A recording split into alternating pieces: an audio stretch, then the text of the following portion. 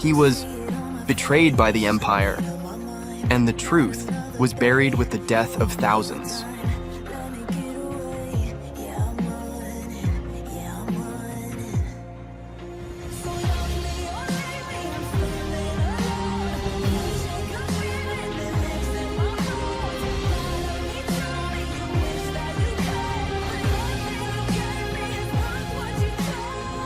He didn't come back just to survive. He came back for revenge.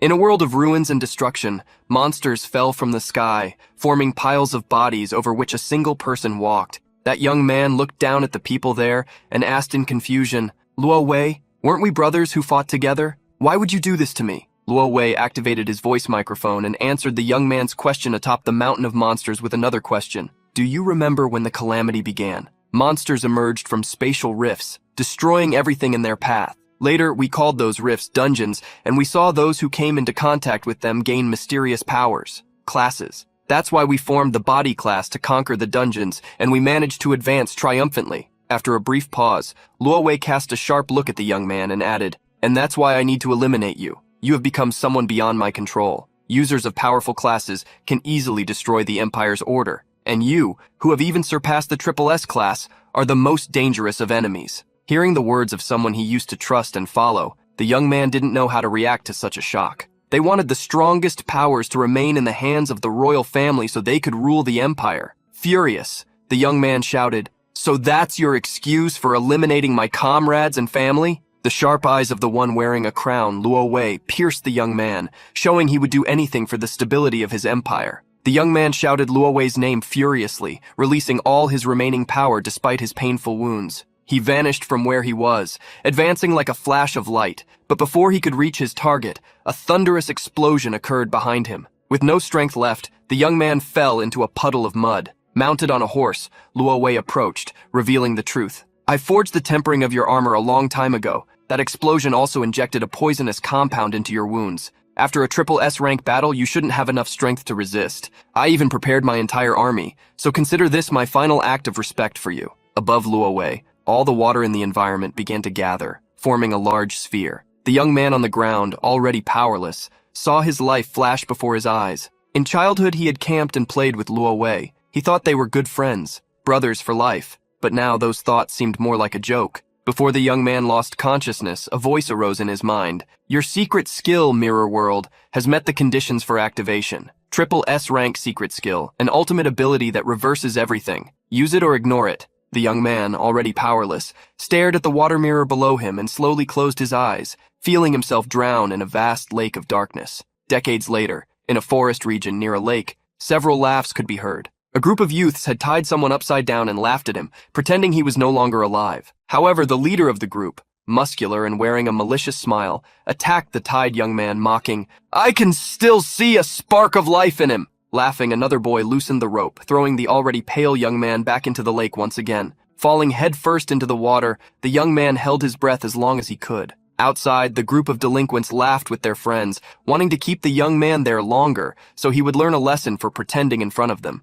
Underwater, the young man was already losing breath, to the point that a red trail came out of his mouth. Suffocating, his eyes began to turn red, and shouting in his mind, he wondered why he always ended up in such situations. At that moment, the desperate young man underwater heard a sound coming from outside. Another boy, trembling with fear, had run to the group of delinquents, pleading, "Stop it! He really won't survive like this." However, the leader of the group only cast a look of contempt at the boy and replied, "If he's suffering, let him heal. Isn't he an enchanter?" Maliciously, the delinquent put his arm over the boy's shoulders and whispered in his ear, "Aren't you being hypocritical? Weren't you the one who helped us find him? This is all your fault." The bespectacled boy stammered, trying to find a reason, but that only irritated the delinquent, who proposed, "So, do you want to get in the water instead of him?" The delinquent squeezed the boy's shoulder, mocking, "Did the punching bag grow a brain?" Just as the delinquent raised his hand to punish him, a loud bang was heard. He looked back and noticed that, in the middle of the lake, a glow had appeared. Reverberation spread across the entire surface, creating a new scene. Seeing a dungeon suddenly emerge, the four delinquents panicked and started running away from the place. The bespectacled boy managed to get up, also intending to flee, but upon seeing the tied young man, he had a moment of conscience. Putting all thoughts aside, he ran toward the bound boy. He passed through the expanding dungeon's energy, entering the new scene, desolate and full of monsters. He hurriedly tried to untie the young man, but the ropes were too tight. While still struggling with the knots, he was surprised. A humanoid monster with horns, wielding a cleaver, jumped at him. At the same moment, he felt someone grab his shirt. Before he realized it, the one he was trying to free had thrown him back and faced the monster's attack. A hand was extended toward the dark creature, and channeling a small amount of energy, a blue sphere of glacial impact was created. The sphere hit the monster, causing a glow of life to pass through its body. It suffered a healing attempt. Basic heal had been used on the lesser entity, but failed because the target's health points were already full. The bespectacled boy shouted desperately upon seeing this. "What are you doing? Why are you healing the enemy?" The monster grew furious at feeling mocked and attacked again, only to be blocked by a shield of light conjured by the bespectacled boy. The boy who had cast the healing magic opened his stats window and was confused to see that he had the enchanter class. He was also surprised to discover his name was Yun Che. Looking at the energy in his hands and recalling the healing magic he had cast, he realized he was not in his original body. Normally, when someone touches a dungeon, they are bound to a system and receive a random initial class, something that cannot be changed. After that, they become stronger by invading dungeons, gaining skills linked to their classes. However, the protagonist had been a warrior who reached the pinnacle of human existence. At that time, he used a skill called Mirror World, becoming trapped in this world until hearing the cries of a boy drowning. With that in mind, he realized he had been reborn in the body of a young man named Yun Chi. That was not exactly a happy ending, but still, he was grateful to the young man who had given him the chance to take revenge.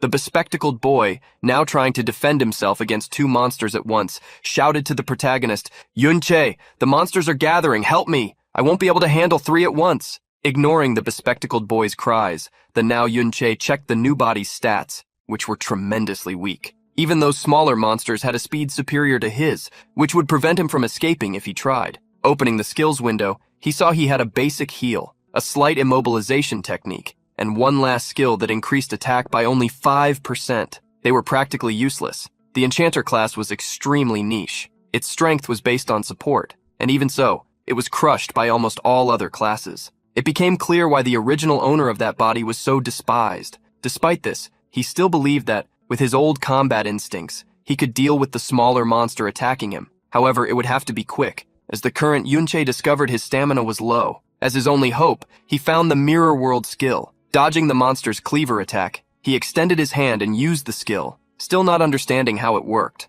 However, the skill failed because the conditions were not complete. Wondering if the problem was the level or the lack of a real mirror, Yun Che lured the monster to a puddle of water. He used the skill again, and once more, it failed due to insufficient level. This allowed the monster to jump on him, pointing its weapon downwards. Dodging the attack and observing the low-level failure notification, Yun Chi confirmed that Mirror World needed a reflective surface to activate. Since the level was a problem, he decided to try using the skill on another target, the cleaver the monster carried. However, once again, the skill failed. Seeing Yun Che continue to fail, the bespectacled young man, whose shield had been destroyed, shouted, "Stop wasting time with those horrible skills. I won't be able to hold them off much longer." At that moment, a surge of energy shot into the sky as a creature leapt onto the battlefield. Roaring furiously, the malformed sovereign, a level 10 monster born from decades of resentment, raised its sword, revealing sharp teeth on a face that hid its eyes. Before that monster, the bespectacled young man fell into despair. "We won't make it. An elite monster like this needs at least someone at level 10 to be defeated." As the first monster appeared, several other flashes of energy fell from the sky, surprising the bespectacled boy. The environment became completely dark and hostile, causing him to collapse to the ground in pure shock. Before them, an army of hundreds of monsters had appeared, summoned by the dungeon. Yun Che kept trying to use the Mirror World skill, even on fallen stones on the ground, but always received the failure notification due to insufficient level. While wondering if even against a stone the level difference was so great, he saw the monster army advance with disturbing looks and a hunger to devour humans. The bespectacled young man, lying on the ground, trembled so much he could barely conjure a proper shield. Yunche then tried to use Mirror World on the malformed shield and this time received a notification saying it was impossible to reverse others' skills.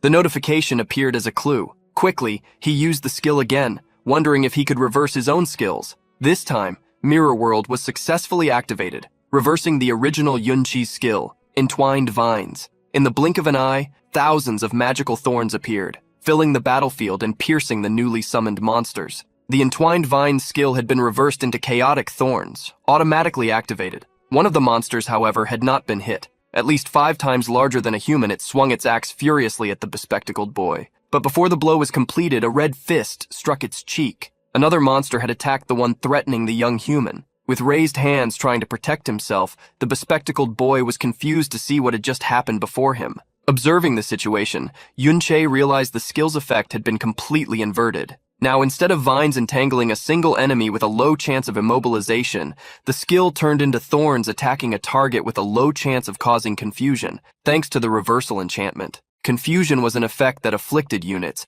making them attack randomly those around them, and that was exactly what was happening now. The army, which had previously attacked the 2 young men, had started fighting among themselves. A confident smile appeared on Yunche's face. He had seen a useless skill turn into something powerful thanks to the reversal. Therefore, he wondered, what would happen if I reversed the rest? Observing the chaotic battlefield, Yunche realized that Mirror World truly lived up to its reputation as a SSS rank secret skill. It not only reversed the effect of the skill it was used on, but also transformed it into something completely new. With his experience, Yunche knew that if he had used the original version of the skill, not only would the success rate be low, but the effect would last at most 1 second. Never reaching the technique's true potential and failing to prevent the dungeon's evil monster army from attacking him. That would have been his end. Faced with such a powerful skill, Yunche considered reversing his other skills as well. The first that caught his attention was Empowered Attack, which increased a target's attack by 5%. Without hesitation, he used Mirror World on the Enchanter skill, and in moments its name changed. Trickster's Blade, now with an initial mana cost of 40 points, granted a 10% attack increase for each mana point consumed, lasting 60 seconds. Drawing a sword, Yunche infused it with energy using Trickster's Blade. He observed the blade after activating the skill, aware that for the next 60 seconds, each of his strikes would be enhanced. While imagining the potential of such a skill, Yunche unexpectedly gained experience points and leveled up. He had reached level 6, although at first he did not know how. However, smiling, he noticed many monsters were killing each other thanks to the effects of his skills. The monsters were granting good amounts of experience, but many were still free. One attacked Yunche, who used the sword to block the creature's fist. The protagonist smiled. This was the perfect moment. Upon leveling up, all his 120 mana points had been restored. This was the ideal time to test Trickster's Blade, especially since Chaotic Thorns were still active. Using his mana continuously, Yunche advanced through the giant thorns he had created,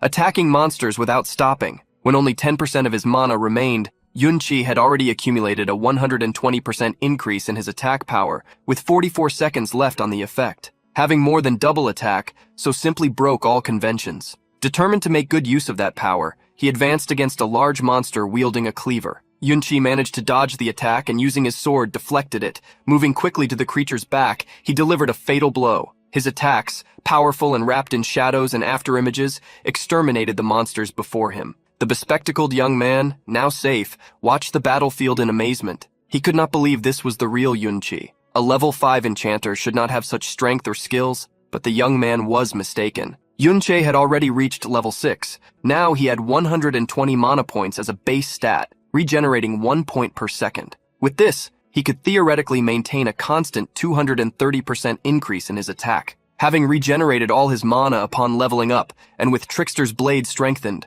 Yunche felt his current strength was enough to face elite level 11 monsters. But then, amid his confidence, a huge arm tore through the ground, emerging to the surface and throwing rocks and monsters away. Surprised, Yunche faced the powerful creature that had appeared. A battle chimera devastated everything around. Its muscular arms, threatening horns, and imposing mane announced the power of a level 21 monster. Several monsters affected by the confusion skill surrounded the chimera, but the creature's power was such that it swept them away with a single blow. The bespectacled young man was shocked to see the monster. He could not believe a chimera could appear in an apparently low-level dungeon. Yunche, on the other hand, watched the secret monster with narrowed eyes, shadows enveloping his arms. The chimera roared like a lion, furiously charging toward Yunche. If caught, he would be devoured in a single bite. But the chaotic thorns surrounded the chimera, trying to stop it. They failed to affect it mentally, at most slowing its advance. Immune to chaos, the monster extended its hand toward Yunche,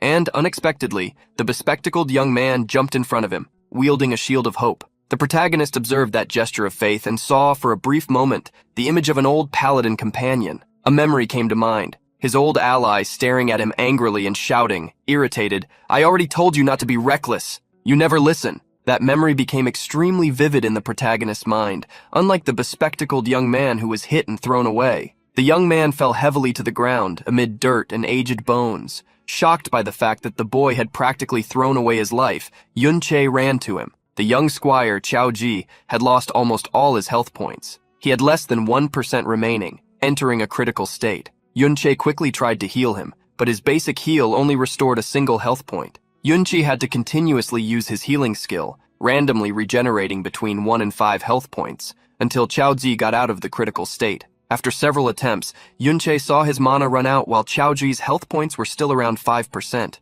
This showed how pathetic the enchanter's healing skill was. Worried, Yunche asked the boy if he had any healing potions. Hearing that Qiao Ji still had one saved for emergencies, Yunche told him to drink it. Checking the information of Trickster's Blade, Yunche noticed there was still a 110% attack increase, although with only a few seconds remaining. Against the level 21 boss with over 10,000 total health points, he had no chance of defeating it. However, upon closer inspection, he realized there were several monsters with low health, and he devised a plan to use them. Making a decision, Yunche looked at the young man with glasses. "Qiao Ji, wait a minute, I will defeat them." Surprise appeared in Qiao Ji's eyes at such a confident statement. Yunche dashed like lightning, attacking the monsters one by one, zigzagging as he circled the main boss. By luck, or by his understanding of magic, as soon as the short duration of the cheat blade skill ended, he gained enough experience points to level up, which fully restored his health and mana. Immediately, the protagonist began to constantly use the cheat blade skill to increase his attack points.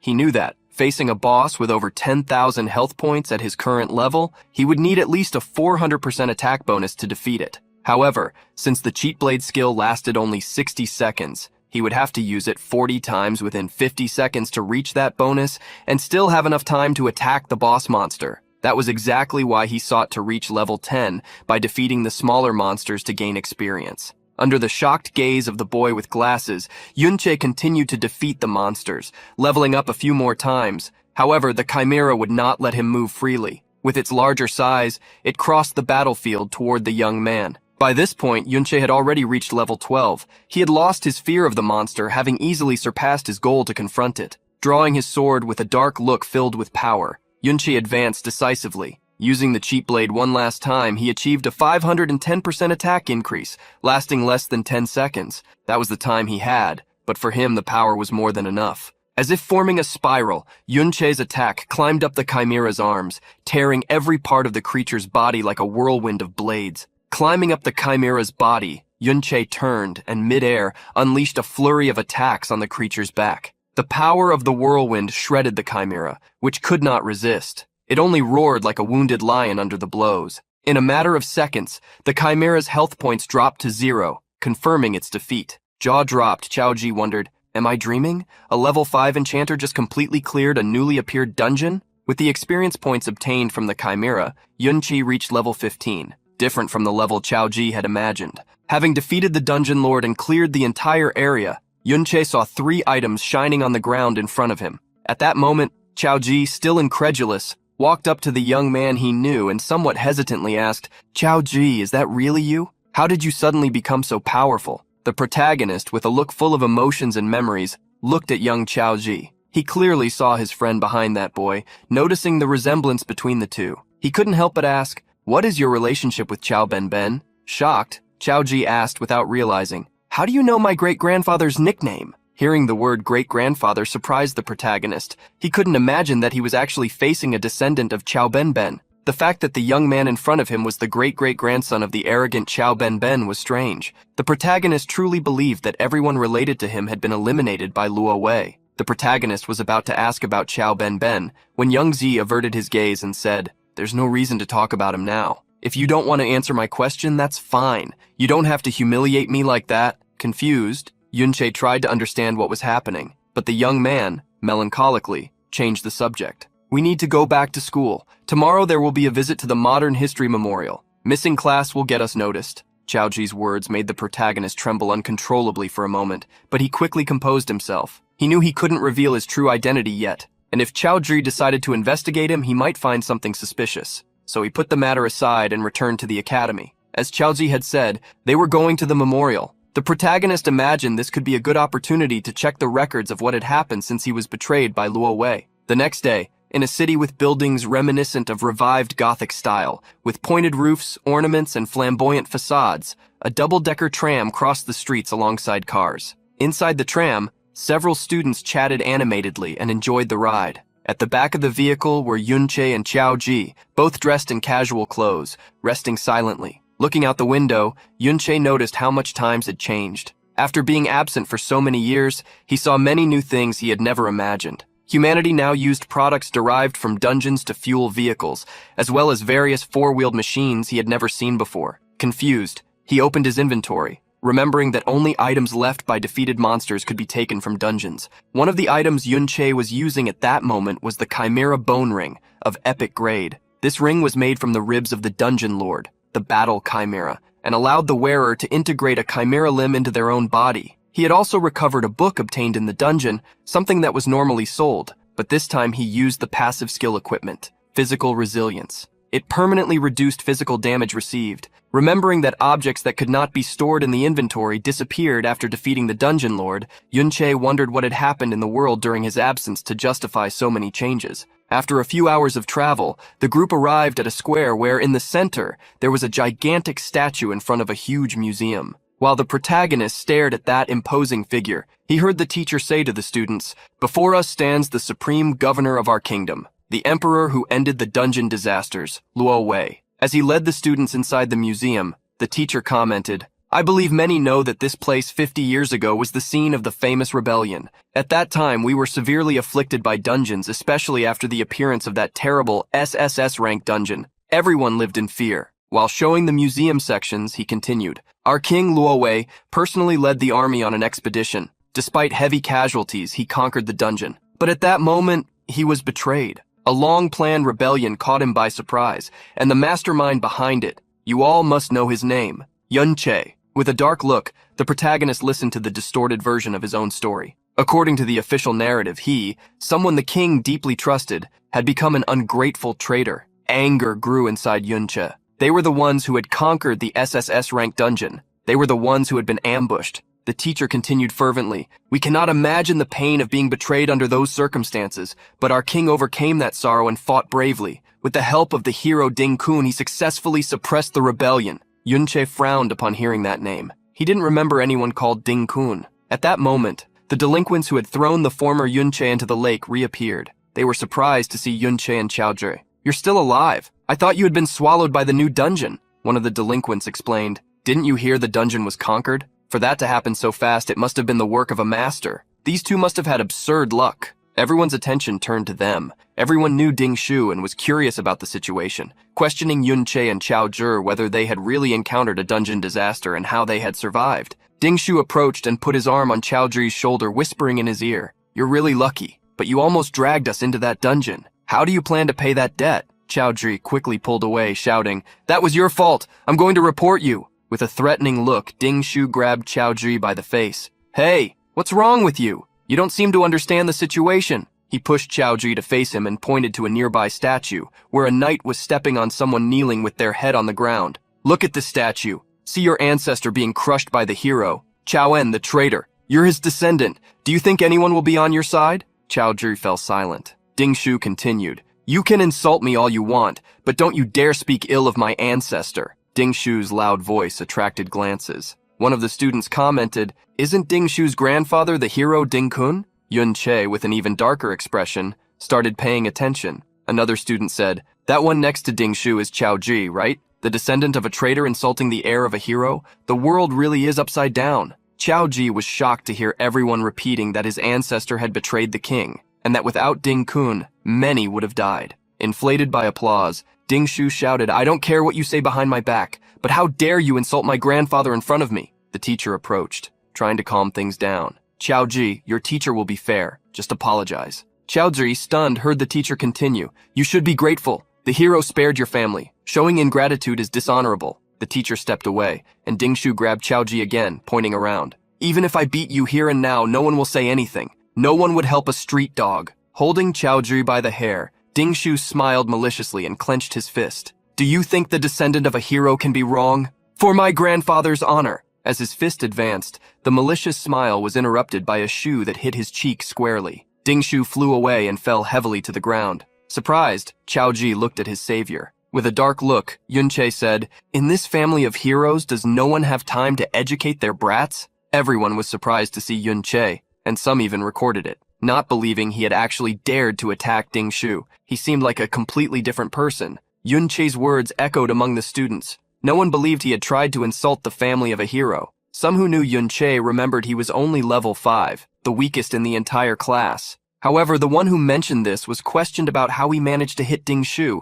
and what he intended with that. To many, Yunche had gone mad. This guy has no parents and has always been too gloomy to have friends. Now his brain finally broke. Even with his injured face, Dingshu smiled darkly. He wiped his face and stared at Yunche. You're clearly a punching bag. You should be grateful I'm not coming after you. And you dare to attack me when I'm not paying attention. Perfect, I'll deal with you too. Standing up, Dingshu joined his group of delinquents, using their magic to attack Yunche. Seeing their intention, the protagonist snorted, and before they could react, he moved, hitting each of them with punches and kicks before they could use their abilities. In an instant, Dingshu found himself on his knees again, coughing heavily. Seeing Dingshu and his group on the ground, the academy students were surprised, not understanding what was happening. Dingshu's expression showed how incredulous he was. He couldn't understand how he had lost to Yunche. Surprised comments quickly began. Did you see that? He was knocked out again, not by accident. Is Dingshu really that weak? Hearing the mocking comments, Dingshu became furious. He hurriedly got up, letting his fiery aura overflow his body as he used the Fury skill, increasing his attack by 25% and roared. How did a level 5 support suddenly become stronger than me? You must have been lucky. Dingshu didn't want to take any risks. He quickly drew a fire hammer from his inventory, which increased his attack power by more than 300 points. With the hammer in hand, he charged at Yunche with fury in his eyes. However, before Dingshu realized it, Yunche had moved to his side and mocked, Your openings are too obvious. With the cheat blade skill active, giving him an 80% attack bonus, Yunche hit Dingshu with a left hook. Still unable to believe what was happening, Dingshu began to fall. Midway down, Yunche kicked him once more, driving Dingshu into the ground. At that moment, a security guard pushed the students aside to clear the way, shouting, What's going on here? Seeing Dingshu unconscious on the ground, he shouted, asking if there was any healer nearby. The students were shocked to see the fight. They had never seen Yunche move so fast. Remembering someone said Yunche was only level 5, a girl asked if he didn't seem too strong for that level. Even a little apart from the main group, 2 girls were surprised, although one didn't show it. Irritated, the security guard scolded the teacher. Fighting inside the hall is forbidden. What if something got damaged? Can't you control your students? The teacher quickly approached Yunche, taking it out on him. Insulting a hero wasn't enough. Now you dare attack a hero's descendant? Aren't you ashamed? Immediately, the teacher conjured an item from his inventory, something that caught Yunche's attention. Before the teacher could attack him, Yunche released the power of his ring, destroying the staff the teacher was holding. Everyone was surprised to see the student defeat the teacher in a direct confrontation, and they stared, speechless at the situation. With a faint energy surrounding him, Yunche reprimanded the teacher. You want to talk about shame? Teacher, you who claimed to seek justice seemed to be listening only to Dingshu's side of the story. Are you perhaps trying to curry favor with his family? The teacher was stunned by such a direct accusation. Don't talk nonsense, how could I? However, at that moment he noticed Yunche was wearing a ring and wondered what kind of equipment it was. Even without using his full strength, the teacher had been blocked. He blamed that mysterious ring for it. To save some dignity for the teacher, Yunche commented, Just a casual remark. I don't think you are that kind of person, teacher. After clearing his throat, the teacher replied, All right, I will investigate the cause of the conflict. The teacher decided it was better to retreat. In front of such equipment, there was a possibility someone was secretly supporting Yunche. The protagonist looked at the information of the Chimera Bone Ring and discovered that after a single attack, its durability had dropped to 37%. Although its quality was epic, it was only equipment for a level 21 lord. It was too much to expect it to be so effective against a level 35 teacher. Turning his back to the teacher, Yunche recommended, As punishment, just expel us from the museum. Yunche ignored the teacher and headed toward the exit. calling Chaoji to follow him. As Chaoji hurried to follow, everyone watched Yunche, commenting on their surprise at how completely he had changed, and even blocked a teacher's attack while still a student. After Yunche left, the teacher remembered Ding Shu on the ground and shouted urgently, asking if someone could cast a healing spell on him. After Yunche left the museum, with Chaoji following, he lowered his head, thoughts swirling in his mind. It seemed that truly no one had survived. Even Ben had been eliminated by that so-called hero. The protagonist looked at Chaoji, who seemed quite excited to follow him, and imagined that if he asked something, the boy would answer without even thinking. Clearing his throat, Yunche asked, "History isn't actually my best subject at school. Can you tell me the specific deeds of that hero called Ding-kun?" Hurriedly, Chaoji tried to recall what he knew, which wasn't much, and said, "Back then, it seems he discovered the conspiracies of the great villain Yunche in advance. He led an ambush near the triple S-rank dungeon to provide support, and thus resolved the entire rebellion crisis." Hearing about the ambush, Yunche remembered how he and his group, exhausted, had been suddenly attacked, and powerless to fight back, were destroyed. Chaoji revealed that according to history, the hero Ding-kun aspired to solve the dungeon crisis since childhood and had trained for it. After being promoted by the king, he fought in several countries for years, saving many places from crises like the famous Great Cataclysm of Winterfell City. Upon hearing the city's name, Yunche recalled how he had been to that city, wiped out a monster army, and walked over them. Snorting, Yunche remembered Ding-kun's statue and asked, "That sword, the sword he was holding?" Hearing Yunche mention the fluid cloud sword, Chaoji revealed that it was said to be the sword used to execute the traitor Yunche, and it was a higher-level equipment. Fury rose inside Yunche as he connected all the facts. "Not only were my glory and achievements taken, but also my sword." With a furious look, he swore to himself, "Ding-kun will be my first target." Away from the city, there was a land estate with several mansions. That formed the Ding family complexes.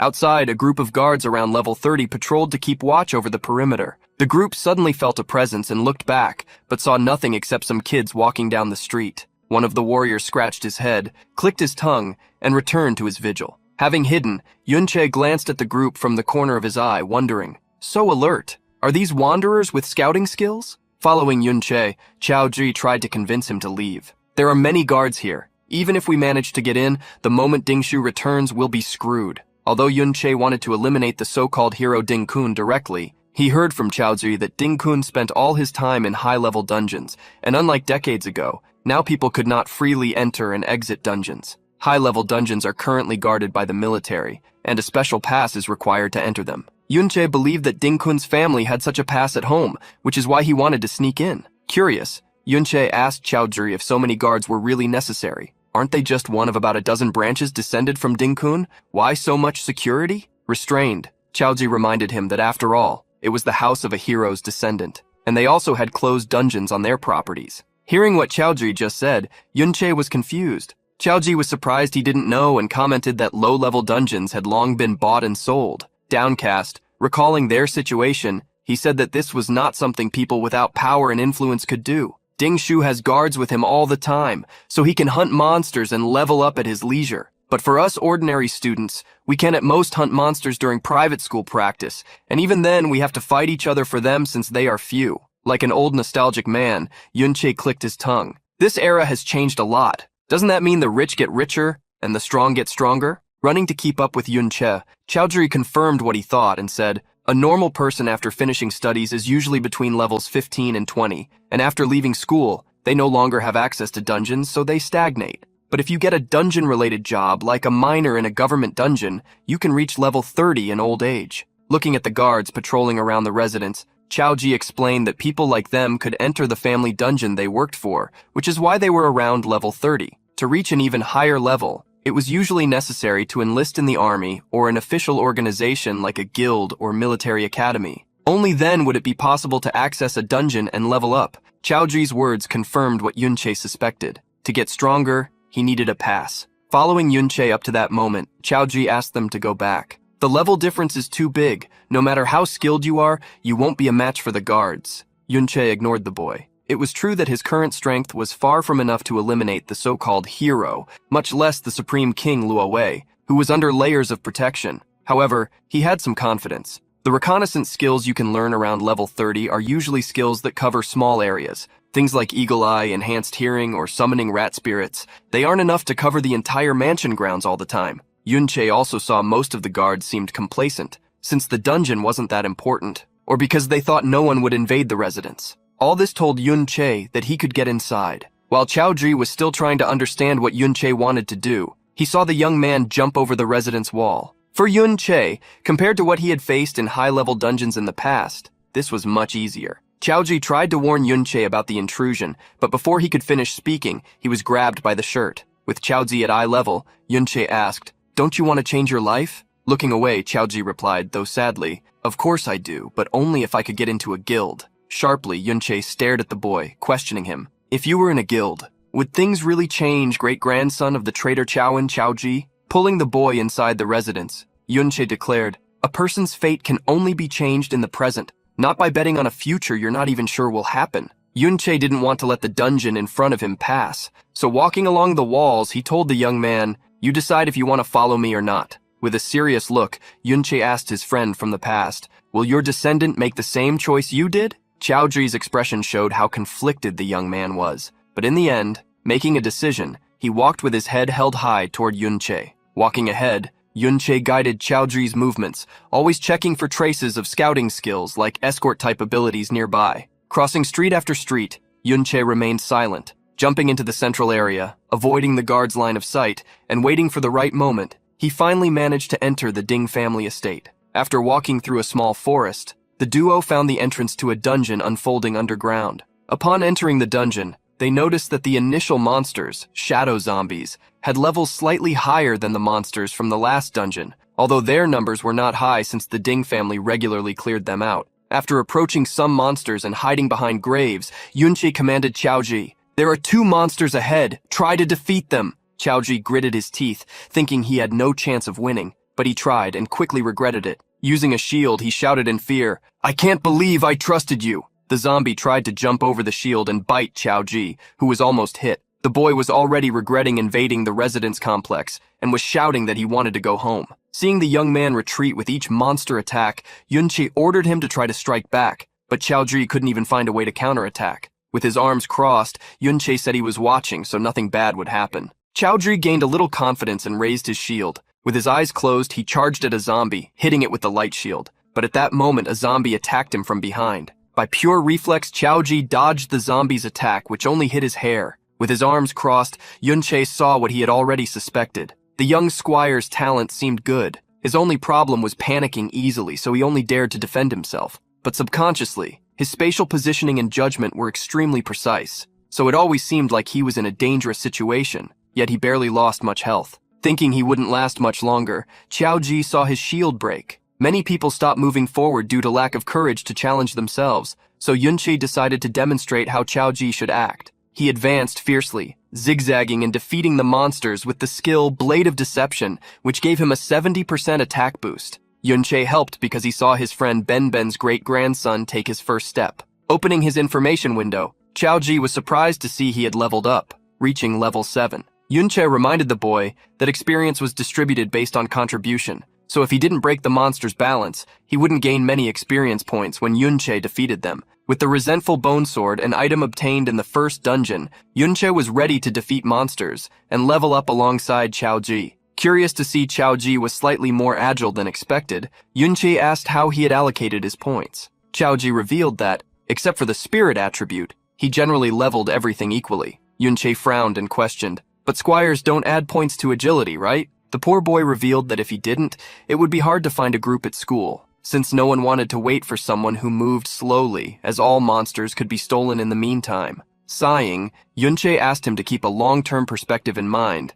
as class advancement promotions after level 60 had attribute requirements. If you want to become a fortress bastion, you'll need 60 points in stamina and 90 in defense, so you can't just add points randomly. Chao-ji was confused by Yun-che's words, but the average higher-level person is around level 40. How could I think about reaching level 60? That's rank S. Putting his hand on Chao-ji's shoulder, Yun-che looked deeply into his eyes and declared, "From now on, you can start thinking about rank S. No, far beyond rank S." Chao-ji was surprised, although deep down he believed those words. Even having said that, Yun-che knew he needed a plan for his own class advancement. Opening his stats window, he remembered that his support class had only become strong thanks to the secret skill Mirror World. He was wondering which class he should choose when he noticed something, reading to himself, "You defeated a zombie." Obtained souls of shadow monsters converted into elements of the expected world. Mirror World skill gained 2,000 experience points. Discovering that Mirror World could be leveled up, he was shocked. The battle against the zombies continued.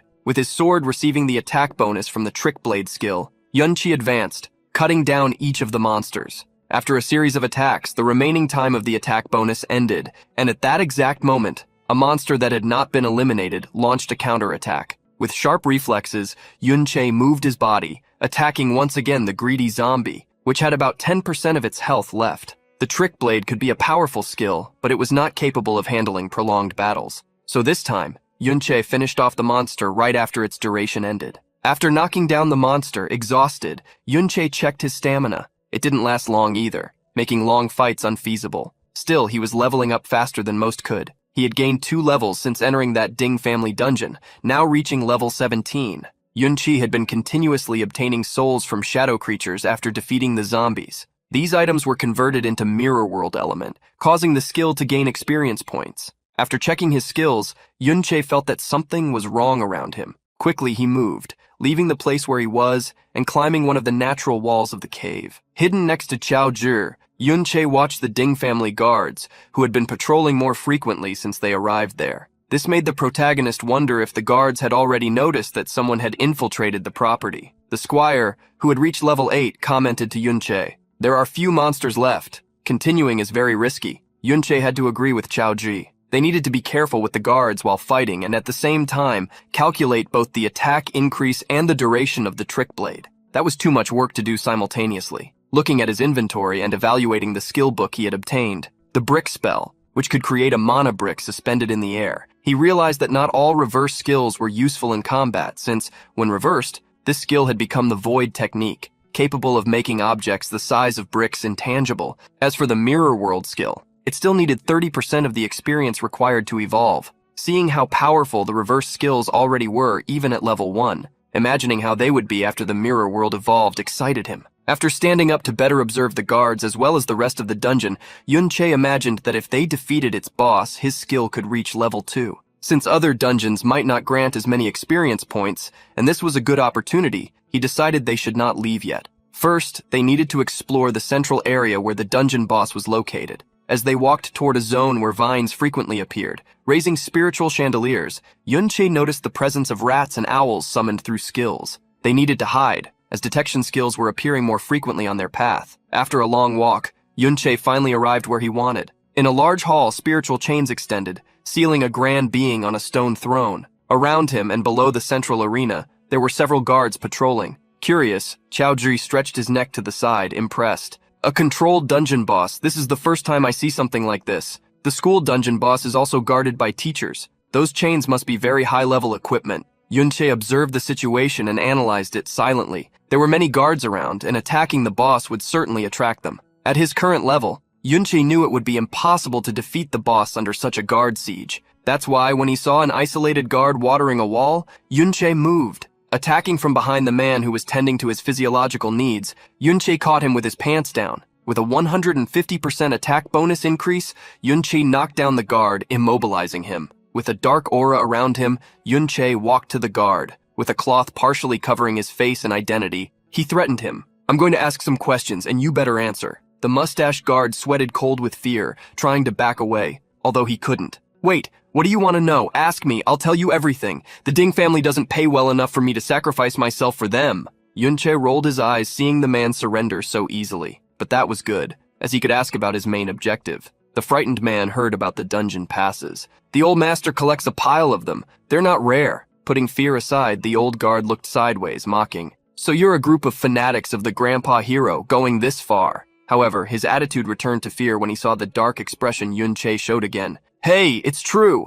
I've seen many times the old master stocks the passes and leaves them with the captain of the guards." However, the guard under custody warned that these were temporary passes, and without inside help, whoever had them would certainly be questioned. Grabbing the guard by his armor and looking deep into his eyes with an intimidating expression, Yunqi ordered, "Don't worry about us, now empty your inventory." A few minutes later, Yunqi, Chao Zhi, and the guard left the Ding family dungeon. Yunqi dragged the guard, holding him by the shirt, questioning, "Is this really the only enchanter skillbook you have?" Fearing for his life, the guard swore it was and tried to explain. The Ding family is super stingy. Most dungeon drops are confiscated. We only get the leftovers. The good stuff all goes to those in the residence. Receiving the only book the guard had, Yunche learned the skill Sunlight Baptism, a passive that increased defense by 3% for 10 seconds after being healed. With the skill's reversal by the mirror world, it became Moonlight Blessing, a skill that increased attack by 6% for 15 seconds after using a healing skill. Yunche dragged the guard, who had lost his armor to Chaoji, to the path leading to the inner residence. As they approached and saw other guards, they hid, and the accompanying guard revealed that they could not enter without being summoned. The guard explained that, except for young Ding Shu, everyone in the inner mansion was level 30, using high-rank equipment. Therefore, they didn't even need guards there. Squeezing the man, Yunche questioned if the passes were inside the residence. However, the guard quickly corrected, "No, the family head is there." The guard explained a bit about the structure of the property. In the basement was the dungeon with the boss, while above were the gardens and the inner mansion. The family head was already at level 42, and he warned the boys, "You will definitely lose against him, the mustached master." The old family master was at level 57. He had 3 sons, the family head at level 42, the second family head, also at level 42, and father of Ding Shu, and the third family head, who unexpectedly was the strongest of the 3 sons, being at level 52. The guard wanted to warn the young man who was keeping him captive that, although everyone was out of the residence on business, it would be very dangerous if they returned during an invasion. Yunche ignored the warnings and thought about the power of each lineage member. After throwing the now unconscious guard to the ground, he turned to Chaozi, who was wearing the guard's armor. Unexpectedly, Chaozi heard Yunche order him to stay outside. Yunche had devised a plan to lure the family head outside so he could safely infiltrate the residence. Sometime later, Yunche returned to the hall where the dungeon boss was chained. He observed the highest level chains used to control the boss. The dungeon would not disappear while the boss was alive, so it was common to imprison him to maximize the dungeon's potential in the long term. Besides the chains, Yunche observed the guards ensuring the place's security. Since he had already learned to disarm such chains in his past life, all he needed to do was deal with the guards. With his bone sword in hand, Yunche sneaked up to a guard who was calmly having a refreshing drink. Covering the guard's mouth so he wouldn't scream, Yunche quickly eliminated him. Seconds later, those on duty were shocked as energy emerged from the chains, which began to move. To make the family head leave his home, Yunche unlocked the level 60 chains that until then had held the boss. The giant Dark Knight rose from his throne as he regained his powers. Throughout the dungeon, the guards' screams could be heard. "What happened? The boss has gone berserk!" Outside the dungeon on the Ding family estate, the family head hurriedly commanded the guards to move. "Let's go! Reinforce the dungeon immediately!" Hidden among the bushes, Chaoji watched the guards running into the dungeon. However, Yunche, who had obtained the combat chains as his own equipment, was confident enough to enter the inner residence with ease. Sometime later, at the entrance of the Ding family's inner residence, a carriage had parked, and a butler approached to open the door, welcoming them. "Welcome back, second master and young master." Beside his father, Ding Hao, the one with 2 mustaches, Ding Shu snorted. "You'd think you'd come to greet me even seeing me like this, all because I was careless against that damn Yunche." However, Ding Hao didn't even care about his son, and ran to the other car, opening the back door as if he himself were a butler. "Miss Yunsha, please step down from the carriage." From the sports car, a blonde girl with long hair carrying an air of royalty got out. Beside her was a young woman with black hair and a firm gaze. The two had been present at the museum when Ding Shu was beaten by Yunche. Ding Hao bowed with a smile on his face, addressing the blonde-haired young woman. "Welcome to my humble residence." It was at that moment, while bowing, that Ding Hao noticed the presence of a guard. A look of disgust and confusion appeared on his face, and he quickly kicked the man away. "Don't stand in the way." Thus, Ding Hao, his son, and the 2 girls entered the mansion. Outside, behind a tree, Chaozi watched the whole scene. Startling the young man by suddenly appearing behind him, Yunche asked, "What's wrong? The Ding family is back, so isn't this a good time to enter?" Yunche was confused by Chaozi's surprised look, who, curious, asked how he had returned so quickly. Yunche coldly explained to Chaozi, reminding him that even though this was a level 30 dungeon, it was difficult to capture a dungeon boss alive. Warning that it would take them some time to capture the boss again, Yunche asked the squire what he had seen. Glancing sideways at the mansion's entrance, Chaozi pointed to the man who had been kicked by Ding Hao, and revealed, "That person is my younger uncle." The protagonist listened attentively as the young man told a story. Back then, when Yunche rebelled, his family had already been wiped out, but at the same time, they didn't have to face the humiliation that other families endured. Yunche swallowed hard, imagining what might have happened. Chaoji, with sorrow, revealed, "After that day, the Chao family defended themselves against the Empire's malice at every moment, and under secret instructions from the hero Ding Kun, the persecution we suffered only increased. In the end, we could only become servants of the Ding family, who paraded from time to time to display the power and benevolence of the heroic family." Biting his lips, filled with resentment, Chaoji said that his family, to survive, had to bow before the Ding family, begging and accepting to live miserably. Chaoji revealed that his father's generation tried to change things by going public, but in the end his father went insane, while his uncle became a dog serving the Ding family. Nervously trembling, Chaoji wondered if he really should be there. Silently, Yunche observed the heavy emotions Chaoji carried and stepped forward. Passing by the boy, he stated, "I need to enter the inner residence." Worried, Chaoji tried to stop him. "Hey, Dingshu's father is there now. He's level 42 and fully equipped. If he discovers you, you won't survive." The dark aura around Yunche brought hope. In this era where dungeons are controlled, if you don't take risks, there will be no hope to change your life. And some things, if you hesitate and worry too much about them,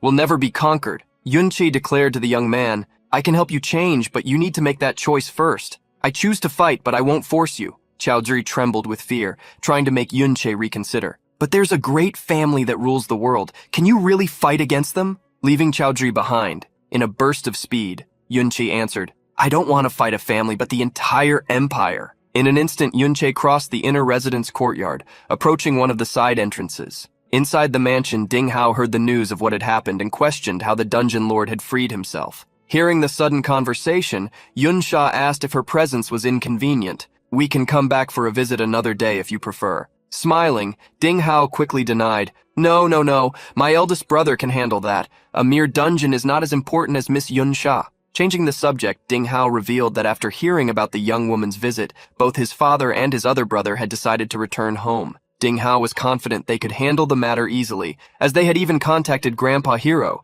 who was eager to meet the young lady. Yunche, who had sneaked inside the house, heard the conversation and wondered if that Grandpa Hero was the same hero Ding Kun. Some things passed through Yunche's mind. He had heard that an escort was necessary to enter the hero dungeons. While the girl sitting in the room with Ding Hao seemed to have high social status due to the way she was treated, Yunche grew even more curious since the girl's surname was Yun, like his own, but he didn't believe it was more than a coincidence. Putting the matter aside, Yunche decided to start moving and focus on the dungeon passes. As soon as Yunche moved, the girl who was with Yunsha, who seemed more like her bodyguard, sensed his movement. Yunche sneaked through the residence, avoiding the maids who chatted distractedly. Carefully advancing, he reached what seemed to be someone's office. At the same time, outside the dungeon, some knights along with the family head were leaving the portal. Ding He, the first head of the Ding family, the one with the distinctive mustache, commented coldly, "He was released with malicious intent, but we couldn't find any trace of anyone. To take such a risk, whoever did this wasn't just after a high-level piece of equipment." Suddenly, the family head raised his hand, ordering, "Surround the inner residence immediately." Since the young Yunsha was visiting, Ding He wanted to prevent any accident from happening to her. Inside the office, Yunche searched through the drawers but found nothing except things he didn't need. Upon finding a locked drawer, Yunche used his ability to change the shape of objects. As soon as he altered the shape of the lock, he managed to open the drawer and found several books. First, Yunche found a diary, but underneath it, there were several high-quality skill books. The first book he picked up, Slow Aura, made enemies within a 20-meter radius 20% slower. While Yunche checked the skill books, the entire mansion was surrounded by Ding family guards. Chao Ji, who was hiding among trees and bushes, wondered why so many guards had appeared. He questioned whether they had been discovered. The young man was beginning to regret taking such a risk. More and more guards arrived every minute. He saw their chances of escape slipping away, as Yunche was taking longer and longer. His father and uncle came to his mind, and the worried Chao Ji told himself, "If I don't run now, if they find me, I won't have any excuse to give." The third master of the Ding family appeared in the young man's mind, dragging his father while being protected by his mother. Clenching his fist decisively, Chao Ji told himself he at least needed to escape silently, so he could save himself. However, at the moment he planned to flee, he remembered Yunche's voice. "I can help you change, but you need to make that choice first." Making his decision, Chao Ji removed the mask covering his mouth and shouted at the top of his lungs. The guards' attention immediately turned to the source of the noise. All of them ran toward the shouting voice. Chao Ji had shouted for a reason, to lure the guards away, creating an opportunity for Yunche to escape. At the same moment, Yunche jumped through a window, breaking it. He looked in Xiaoji's direction with a smile, commenting to himself, looks like he managed to overcome himself and chose to fight. Jumping over the guards, Yunche shouted, I took the chains in your skill books. If you want them back, come get me, if you have the courage. Quickly, the guards began chasing after Yunche. Immediately, Yunche chose the slow aura skill and reversed it, turning it into acceleration aura, a skill that increased the speed of allied units within a 30-meter range by 30%. Dinghe shouted furiously upon seeing the intruder. Squads 2 and 3 return to support the Dungeon Lord's protection. He's not trying to escape, he's heading to the dungeon. Xiaoji, with a dark and frightened expression, looked back, wondering why Yunche was leading the guards in another direction. Yunche hurriedly ran toward the dungeon. He knew that with so many guards around the mansion, the Dungeon Lord must have already been controlled, and for that, a great battle must have taken place. Running into the underground dungeon, the protagonist planned to take advantage of what must have happened to the boss, who likely suffered heavy damage during the battle. The goal of defeating the boss was for a good cause, to evolve his mirror world skill. Inside the residence, the young Yunsha was served tea to pass the time. From there, she could hear how noisy it was outside, and acted condescendingly. Uncle, you don't need to keep me company, Ding Hao reassured the girl, saying it was just a small thief who could soon be caught by his older brother. However, this older brother was struggling greatly just to get close to the thief. He furiously pushed aside guards in his way, ordering everyone to head straight to the boss's room. Passing by the slower guards, Ding He took the lead, ordering, Rogues and archers, follow me to chase the intruder. Getting closer to the inner area, Yunche saw the Ding family head approaching more and more. Immediately, he opened his statistics window. Each class could add 3 attribute points when leveling up, and half of Yunche's attributes had already been allocated to agility. Additionally, with acceleration skills, Yunche dodged the arrows aimed at him. Around level 30, only archers and rogues could keep up with him, and there weren't many of those. After arriving at the boss's room, Yunche saw from a distance the boss monster, the sovereign paladin restrained by a binding magic. On the ground, the boss monster had less than 10% of its health points remaining. For Yunche, this was actually the perfect moment, when the boss was at its weakest state. He only needed to accumulate his power,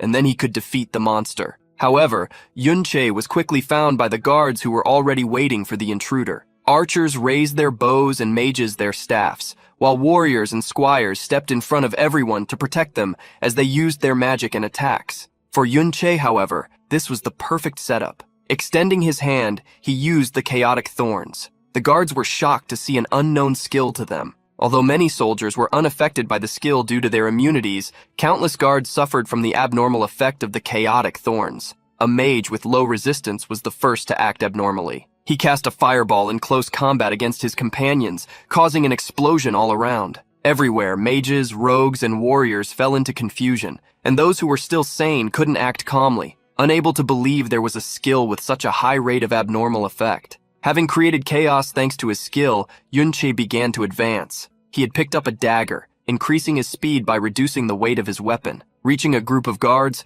he only needed to get past them to reach the boss, who had few health points left. Yunche struck a shield with his sword as he passed through several guards, but the squire could do nothing but call for help and shout at his comrades not to use skills on each other. Observing the group that still maintained their consciousness, Yunche mocked them for not even having good synergy. Their group battle experience must have been almost zero. For people to have become so weak, Yunche could only imagine they had grown complacent due to the long period of peace. As he got close to the boss, Yunche encountered a group that seemed more organized than the others. At their front, a warrior calmed them. Don't retreat. He's alone. As long as we take him down, he won't escape alive. Several vines and spells attacked Yunche, who managed to dodge thanks to quick movements. Finally, Ding He also arrived at the boss hall and shouted, Hold him, I'll handle this personally. Equipping his gear, Ding He charged with his warrior's axe amid powerful flames. Ding He showed the strength of a level 42 warrior as he crossed the entire distance toward Yunche in the blink of an eye. The protagonist felt the approaching danger and moved quickly. While blocking a sword that tried to slow him down, he snorted, belittling Ding He's attack.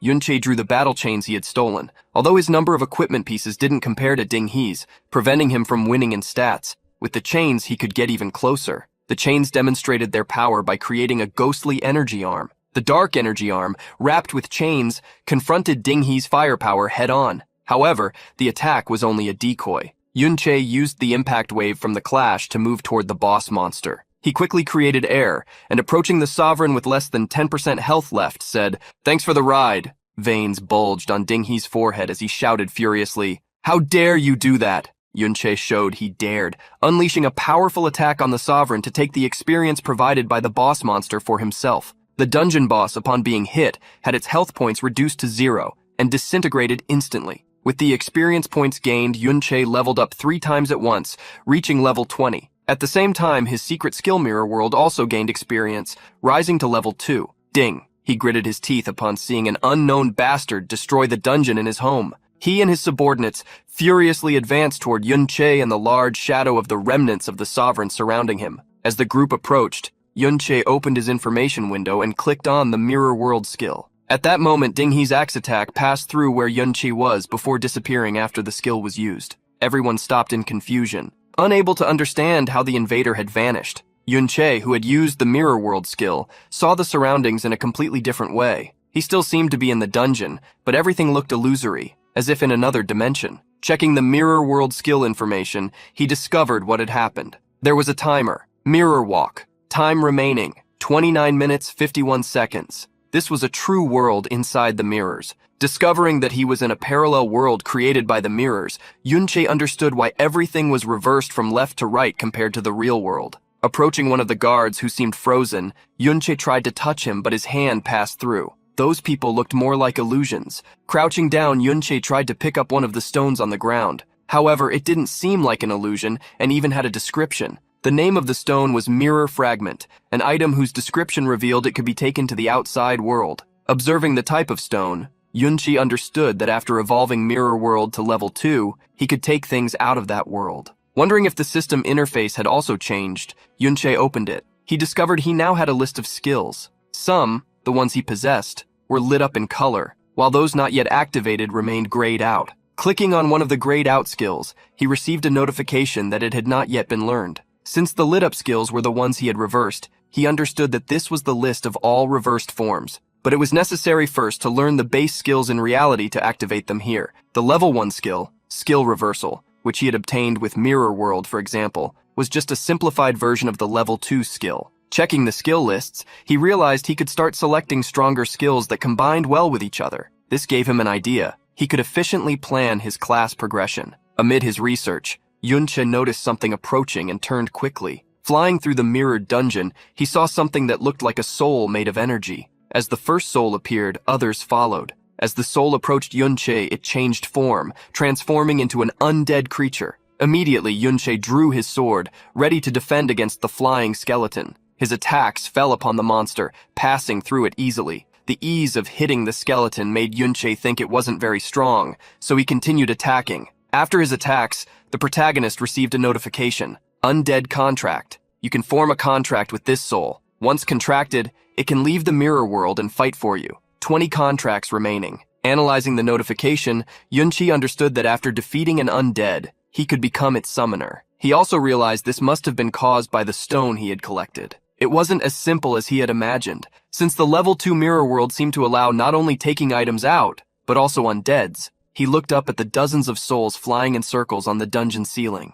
For him, this had become extremely interesting, even convenient. Outside the mirror world, dozens or even hundreds of guards from all classes had gathered. Since the dungeon had been cleared, everyone wondered why the thief hadn't reappeared. They didn't believe he had simply disappeared, as if using a rogue stealth skill. Feeling many eyes on him, a rogue playing with his dagger corrected them. "No way. Our stealth has duration and form. It's not completely undetectable." Furious, Ding He attacked the rogue who dared to joke in front of him and shouted, "Then what do you think he did? How did you let him escape with so many people surrounding him? You can't find him. Then pay back everything you earned from the dungeon." Amid Ding He's furious outburst, someone appeared a few meters away from him. Both Ding He and the rogue he attacked fell silent and slowly looked aside. Yunche had returned to reality and, realizing the mirror walk time had ended, wondered if he had returned to the same original location or appeared where he was inside the mirror. Amid Yunche's confusion, Ding He recovered and shouted furiously, "Get him!" Yunche was awakened by Ding He and said, "Don't be hasty. After being surrounded for so long, this time I'll return the favor." In the protagonist's hand, an undead energy emerged. He extended his hand, causing that energy to leak out, along with countless undead ghosts that flew throughout the boss's hall, attacking the nearby soldiers. The hunters began to retreat, afraid of a magic they didn't even know. "What is that? A ghost?" Ding He, however, was not afraid and tried to calm his subordinates. "Don't panic. They are just undead monsters. I've seen them many times before." one of the ghost skeletons attacked a squire, heavily striking his shield. However, the squire was confused because he had actually managed to defend himself. By observing the ghost's stats, he discovered the monster was only level 20. Upon hearing his subordinate's comment, Ding He laughed. "Ha ha ha! I told you not to panic. Now counterattack. Catch it and I'll give you a big bonus." Excited by the reward that had appeared, knights, rogues, and even mages began running toward Yunche. But as soon as they advanced a few meters, they saw the thief disappear once again. Yunche had used the confusion caused by the undead to escape the dungeon. Even though he knew the levels of his summons were still low, he wished he could have even stronger undead, like dark knights and liches. Against such beings, a disorganized group like the one they had just faced would stand no chance. It was a great regret for Yunche that all the stronger undead he found were already under contract. And since the mirrored world had an exploration limit, he couldn't go beyond 200 meters from his starting point. Since the mirrored world reproduced the scenario he was in, Yunche imagined he could explore it from a different location, to perhaps find higher-level undead. So while running through the Ding Estate grounds, Yunche came across a scene. A warrior was grabbing Qiaoji by the face, lifting him up. "You hid very well, but did you think I wouldn't find you? Who knows what kind of reward I'll get for capturing you?" Just as the knight planned to take the young man away, Yunche moved, struck him from behind, and made him release the boy. With a shocked look, Qiaoji spotted Yunche, who grabbed him by the armor and pulled him along. "Let's go!" With the situation having become extremely chaotic, Yunche saw the opportunity to escape and tally his gains later.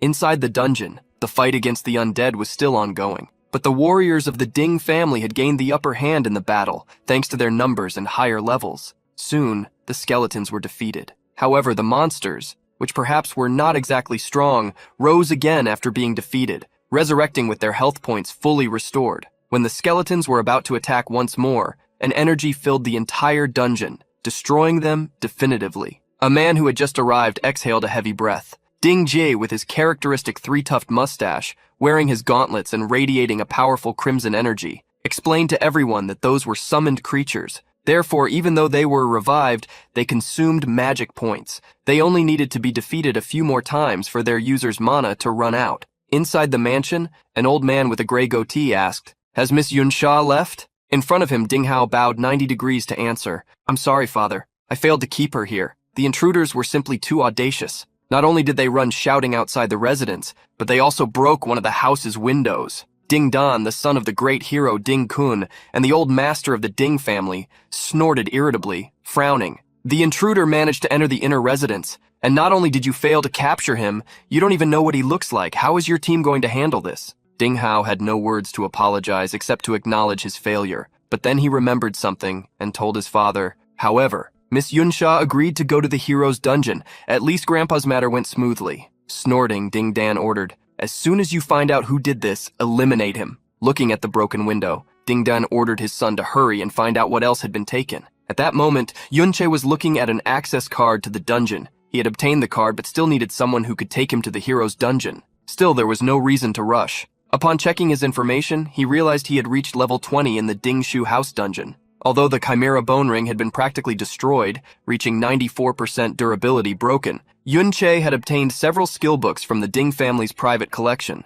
To his surprise and benefit, all those skill books were for support classes, abilities he could learn and use Reversion to improve. The Battlesong skill was an example of these. Before, it increased critical rate and damage at the cost of reducing defense. But upon becoming the Shield Song, it provided defense, also reducing critical damage received and part of the critical hit rate. With the accumulation of skills that increased his stats, Yunche saw the opportunity to defeat higher-level people just with his statistics. Yunche also obtained a piece of corrupted knight armor, level 30. With its high physical and magical defense, it would be useful in the future. Of all his gains, the most important was the upgrade of the mirrored world. Although the necromantic skills the mirrored world had given Yunche were powerful, he knew they were not enough. Based on the equipment style Yunche saw on the statue of Ding Kun, the hero should be a berserk, at least rank S. Given this imagined information, Yunche believed he would need to hire a necromantic spirit, at least of the same level, and reach level 50 to have a chance against him. While Yunche was immersed in his thoughts, the worried Qiaoji asked him, "We're not going to get caught, right?" With a slight smile, Yunche reassured the boy, "Relax. We've already lost them and we didn't reveal our faces. Everything's fine now." Despite the reassuring words, Qiaoji could only nod, still worried. Seeing that Qiaoji was still anxious, Yunche guessed it was because of his young age. Trying to make the boy think of other things, Yunche asked if there were other dungeons nearby where a powerful person had lost their life. Since Chaojiri was confused by the question, Yunche explained he wanted to find a high-level dungeon where he could level up. He would explain the other matter later. Chaojiri thought for a moment and remembered one that fit the requirements, but it was the school's dungeon, one they wouldn't be able to sneak into. Thinking about the school, Yunche reflected on the monopolized dungeons. Since he couldn't access them, he could only rely on special methods. Sometime later, Yunche pulled out 2 books he had obtained at the Ding house and unexpectedly handed them to the teacher. The teacher, upon seeing the purple quality book for his wanderer class, was surprised. Yunche having such items confirmed the teacher's suspicion that someone was supporting him. Clearing his throat, he said, "The time and place for the school dungeon's openings have already been set. I can't interfere with anything." Quickly hiding the books, he continued, "However, a dungeon has recently been opened for students about to graduate. But if a student is becoming notable, he can join the team for a tour with a teacher's recommendation." Hearing the teacher's words, who that morning had been so arrogant, Yunche was pleased. The teacher shouted affirmatively, "I'll do my best to fight for a spot for you." He kept his word. For some time later, Yunche received permission to go to the school dungeon portal. There, several older students were already waiting. Yunche heard a nearby warrior say eagerly, "This might be the last dungeon of my life. I must hunt as many monsters as possible." On the other side, a young man with a gauntlet smiled, commenting to a friend, "If it weren't for the hero's gift, we wouldn't have this opportunity. We should thank him." Everyone seemed excited, but Yunche frowned, feeling that something was wrong with the dungeon ahead. The teacher known to Yunche was also present and explained to him and Chaojiri that this was called the Brave Dungeon, a dungeon gifted to the school by the hero. "There are rumors that the hero once fought here. There might even be traces left by him inside the dungeon." Hearing the teacher, Chaojiri lowered his head, clenching his fist fervently. The Brave Dungeon was the dungeon where the hero valiantly eliminated the traitor Chao En. Given this fact from his past, Chaojiri wondered if he should tell Yunche. The teacher revealed to the pair that the dungeon level they were about to enter was quite high, so they should be careful and act only within their limits. To ensure nothing bad happened, the teacher called the knight and said, "Little Z, take care of them." The young man called Z clicked his tongue, grinding his teeth, and questioned the teacher, "Then how am I supposed to level up?" Telling the young man to stop complaining, the teacher showed that the dungeon had already been opened and asked everyone to enter. Z, however, kept grumbling. "What are these freshmen doing here? They just came to get in the way?" Irritated, Z joined a group while continuing to complain. "How annoying. Now I have to babysit 2 anchors." Annoyed, he pointed at Yunche and Chaojiri, declaring, "Once we enter, just stay behind. Don't cause me any trouble, got it? Otherwise, I'll just leave you behind and take care of myself." Yunche ignored the complaints of the senior student and, leading Chaojiri among several senior students about to graduate, walked toward the dungeon, which recommended entry levels between 20 and 40. Although the level was not that high, facing the energy the dungeon seemed to exude, he wondered, why does it give off such a dangerous feeling? As they passed through the portal, the academy students walked through a tall stone tunnel, where, at the end, they could see the crystals that marked the beginning of the dungeon. When the students entered the dungeon, they were surprised to also see 2 figures, Yunsha and Yunyin. The 2 girls were also in the dungeon even though they were freshmen. Yunche and Chaojiri also received sideways glances from the veterans for being there. A warrior put his hands behind his head, stretching while wishing, "It would be great if Yunsha was on our team. I'd be full of energy escorting girls." The young man even drooled just imagining it, but a companion woke him up. "Stop dreaming. They're in a completely different league, above level 30. We should be the ones asking them to escort us." Remembering this, the young man huffed. I know, I was just joking." Despite the comment, his wish remained. The young man was even more surprised when the 2 girls walked toward him. However, they passed by him and, surprisingly, walked up to Yunche. The protagonist frowned as he stared at the blonde-haired girl. He recognized her as the guest who had been at the Ding family's house, a person of high status. He didn't think there was any reason for her to approach him. Meanwhile, he wondered if she knew the original owner of that body, or if she was there to repay what he had done to Ding Shu. However, with a smile and while fixing her hair, Yunsha showed no ill intentions.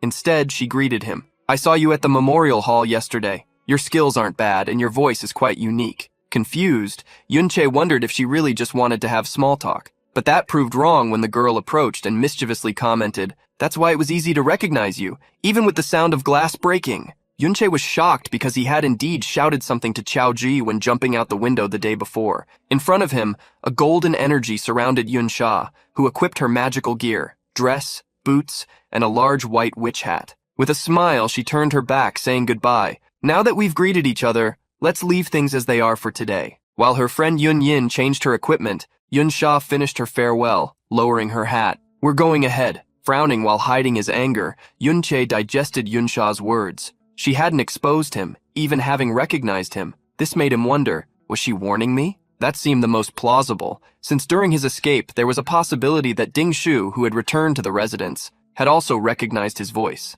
Thoughtfully, Yun Che imagined it would be fine if the Ding family wasn't looking for him in the short term, because with the leveling speed he was managing to apply, soon he wouldn't have to worry anymore. Since the two girls seemed to be friendly, Yun Che decided to warn them. Before they walked away, he said, "You two be careful. This dungeon has a dangerous aura." The two girls stopped, and looking at Yun Che, Yun Yin analyzed his words. Thinking about it, this place seems a bit strange. At my level, it shouldn't be like this. Realizing the truth in Yun Che's words, she smiled slightly, thanking him for the warning before continuing on her way. All the students around were surprised to see Yun Sha interacting with someone, when she was usually extremely cold. Soon several of them surrounded Yun Che. "Hey, do you know Yun Sha? Can you introduce us to her too?" Apologizing, the protagonist pushed the crowd away. "We need to go now." The veterans were surprised to see the two freshmen wanting to walk alone through the dungeon. "Hey, where are you going? There are level 20 monsters. You'll be killed in one hit." But before anyone could follow them, the veteran who had been drooling over Yun Sha stopped them. He warned everyone,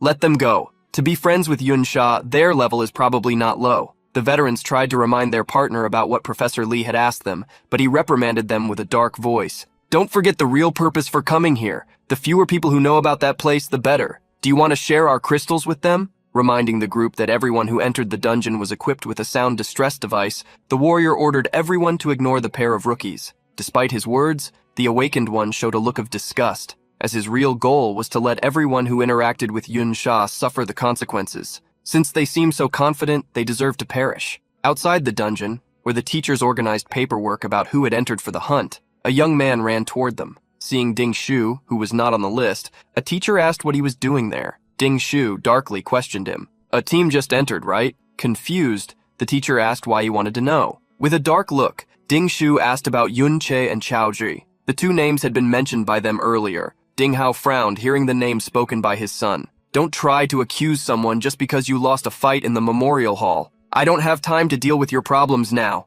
Ding Shu shouted irritably when disbelieved. "They were the ones who broke in? Really? I recognized their voices." Ding Shu's uncle argued against him. "Little Shu, the intruders were able to easily escape many guards. That's not something two students could do." Ding Jae agreed with his brother and demanded, "You need at least to prove that the strength of the two boys surpasses that of the guards.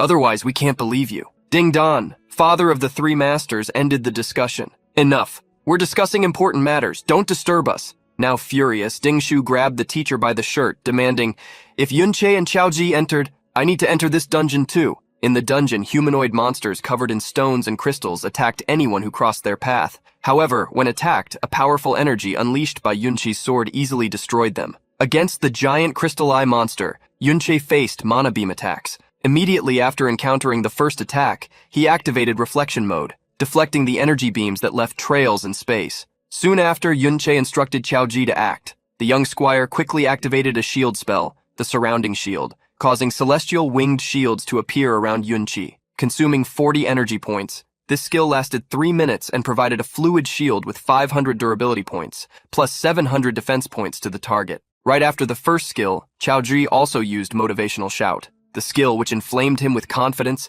increased attack damage by 5%, as well as attack speed for him and his companions. With such buffs, he felt confident to advance, leaping over the crystal eye monster. After reaching the top of the monster, Yun Che brandished the sword he carried. With a single strike, he brought the blade down from the monster's head to its feet, splitting it in half and subtracting all its health points thanks to the trick blade, which was increasing his attack by 70%. For having defeated another monster, Yun Che reached level 21. Next to him, Chao Ji cheerfully celebrated having also leveled up. Now the squire had reached level 10. He wasn't at an impressive point like Yun Che, but he was already starting to distance himself from other awakened individuals of the same age. The protagonist opened his inventory, checking the skill books they had taken from the Ding family. Both the motivational shout and surrounding shield skills of Chao Ji had been obtained there. They were extremely useful skills, and the young man could learn them even at a low level. Although the monsters in the dungeon were high level, with Chao Ji's skills, they had become easier to deal with.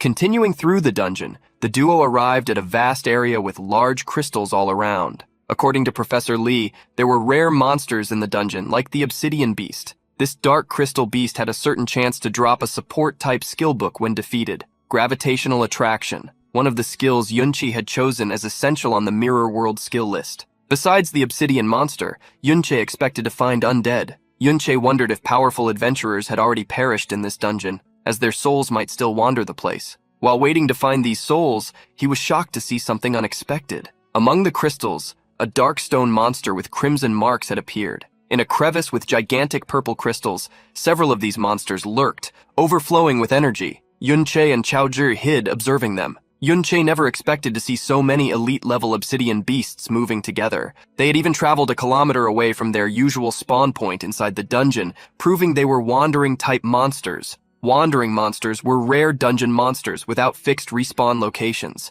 They roamed the dungeon and were much stronger than typical monsters. Before humans became powerful, encountering a wandering type meant facing brute force. Such monsters could even roam outside dungeons and destroy human cities, something that often happened in the past, causing destruction and misery, as well as countless disasters. However, in exchange for this risk, the experience and items these monsters dropped far exceeded those of common monsters. Faced with monsters extremely powerful compared to normal types, Yunchi launched a surprise attack. Testing their strength, he swung his sword, charging the power of the levels he had reached. After delivering the first blow, Yunchi observed the health bar of the obsidian crystal beast, discovering it was constantly healing. In the next moment, not only the monster Yunchi attacked, but all the others prepared to launch a mana beam, gathering energy at their center. The mana beams crossed the entire space around Yunchi, like a tangled web. Trying to escape, Yunchi was hit in the back, even with the surrounding shield protecting him from several attacks. Little by little, the protagonist realized that even with his high speed,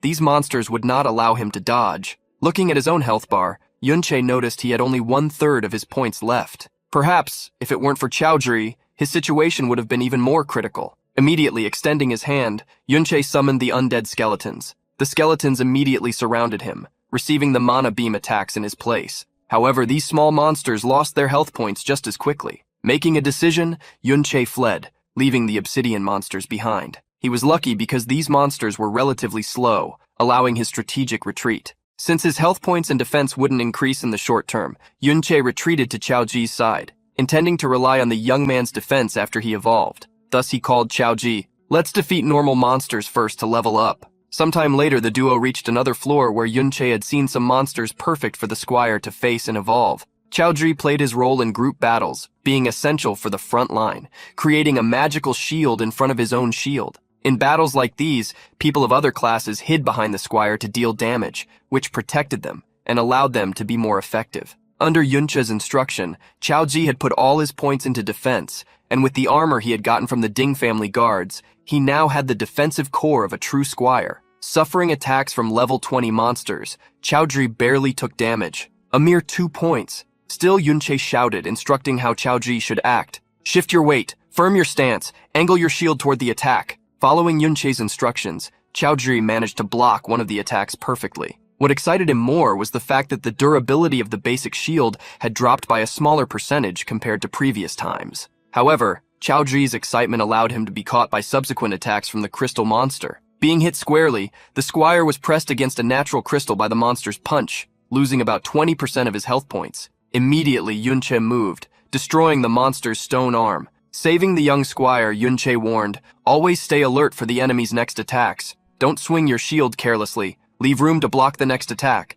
Stay alert but keep your body relaxed. Tense only at the moment of defense." Beside the young squire, Yunche taught him how to build a good defense, step by step. With a pat on Chaozhi's back, Yunche told him to try again. Standing behind Chaozhi, the protagonist reminded him that, as a squire, he should always keep an eye on the companions he was protecting. With Yunche's support, calmness and confidence returned to Chaozhi's eyes. He advanced once more, defending against the stones thrown at them. Following behind Chaozhi, the protagonist blocked attacks that passed through the young squire, while teaching, "Remember, when the stats between two opponents are similar, technique is what determines who will win." When all the monsters in that area were defeated, Yunche leveled up to 22. Facing enemies with confidence helped Chaozhi gain experience points faster. The squire already saw his level reach 15 with a smile on his face. Upon reaching that level, he was enabled to learn a new skill book, Shield Armor. The skill applied external armor to the shield, adding durability and defense.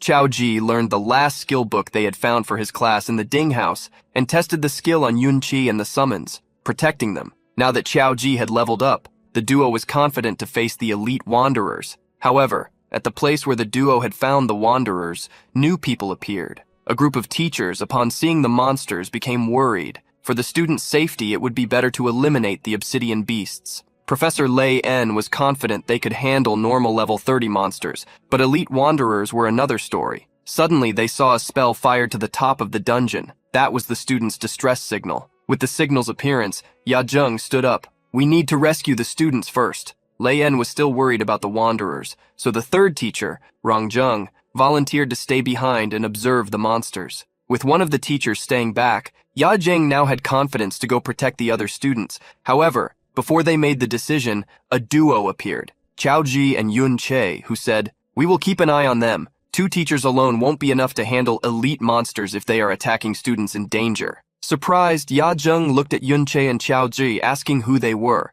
Getting straight to the point, Yun Che commented on how the wanderers weren't that fast and how they hadn't noticed their presence yet. If they kept their distance, they would be fine. The trio of rescue teachers exchanged glances. Since the young man was confident they would be fine, they gathered their energies to speed up their movements and go to the rescue, warning, "They're extremely dangerous. Stay hidden and don't act rashly." Seeing the teachers leave, Yun Che planned to do exactly the opposite of what was asked. As soon as the teachers left, Yun Che leapt toward the first obsidian monster, unleashing a sword strike charged with tremendous energy. The beast countered with a mana beam, which Yun Che summoned the skeletons to block. Chao Ji did not remain idle, using shield armor and surrounding shield. The undead, with their defense enhanced by magic, blocked the mana beams, allowing Yun Che to move freely. However, the skeletons could not hold out for long and were destroyed. The mana beam spread quickly, but before being hit, the protagonist attacked the obsidian monster at 3 points, draining part of its life. Seeing that the level 30 wandering monster was nearly out of health, Yun Chi jumped onto its back and, with devastating strikes from various angles, turned the stone monster into crumbs. The monster's health dropped to 0, and it was eliminated. Having defeated the first wandering monster, Yun Che felt more accustomed to his new class. Still, there was much to reach the strength of his previous class. Training while attacking, he zigzagged around the skeletons, leaping toward another obsidian beast while relying on his attack bonuses from reversed skills. Even so, the base attack of his support class was very low. It would be great to increase that stat, which nonetheless was already enough to destroy the second obsidian monster, despite the effort. After defeating the second monster, Yun Che leveled up again. This proved how high the experience yield was from wandering monsters. Having defeated another beast, Yun Che could obtain the items it dropped. His eyes gleamed as something incredible appeared. The long crystal sword Yun Che obtained had an intense magenta color, as well as an attack power of 552 points. The sword, focused on a single stat, seemed perfect for Yun Che, who had a base attack lower than he wished. Brandishing the sword to get used to it, he declared, "Hunting will become much easier now." Despite obtaining a good sword, Yun Che still felt sad for not getting the gravitational pull skill book he wanted. After defeating the monsters in the area, he wished his luck would be a bit better to find more wandering species. As soon as he wished that, he unexpectedly saw an explosion in the dungeon sky. He remembered that was the place where the teachers had gone. This time, the explosion was bigger, a signal only the teachers sent. At that very moment, Professor Ya Zheng found himself in great trouble. Blocking a passage with his shield, he shouted in disbelief, "Why are so many wandering species gathered here?" In the large area ahead of them, dozens of obsidian monsters were present. While they protected themselves on one side, on the other side of the arena, several students also tried to protect themselves. At the highest point, Yun Sha, seeing the monsters, asked Yun Yin and others what was happening. An instructor approached, responding to the young woman, "It's not clear yet. We just arrived after seeing the signal." Pointing to the cave on the other side of the valley, he said, "The signal came from there. They must be trapped there. We are organizing a rescue, but there are so many monsters that even all of us teachers together don't seem enough." A mage teacher, worried, asked the young women for help. With a confident smile, Yun Sha accepted the mission. "It's our duty." The mage raised her hand, lifting a cross of light. It quickly spread, multiplying around her, making several magic circles appear as she cast a spell. Mystic Art. Starlight. The spell granted a buff to all nearby, increasing spirit by 2 points and attack power by 20%.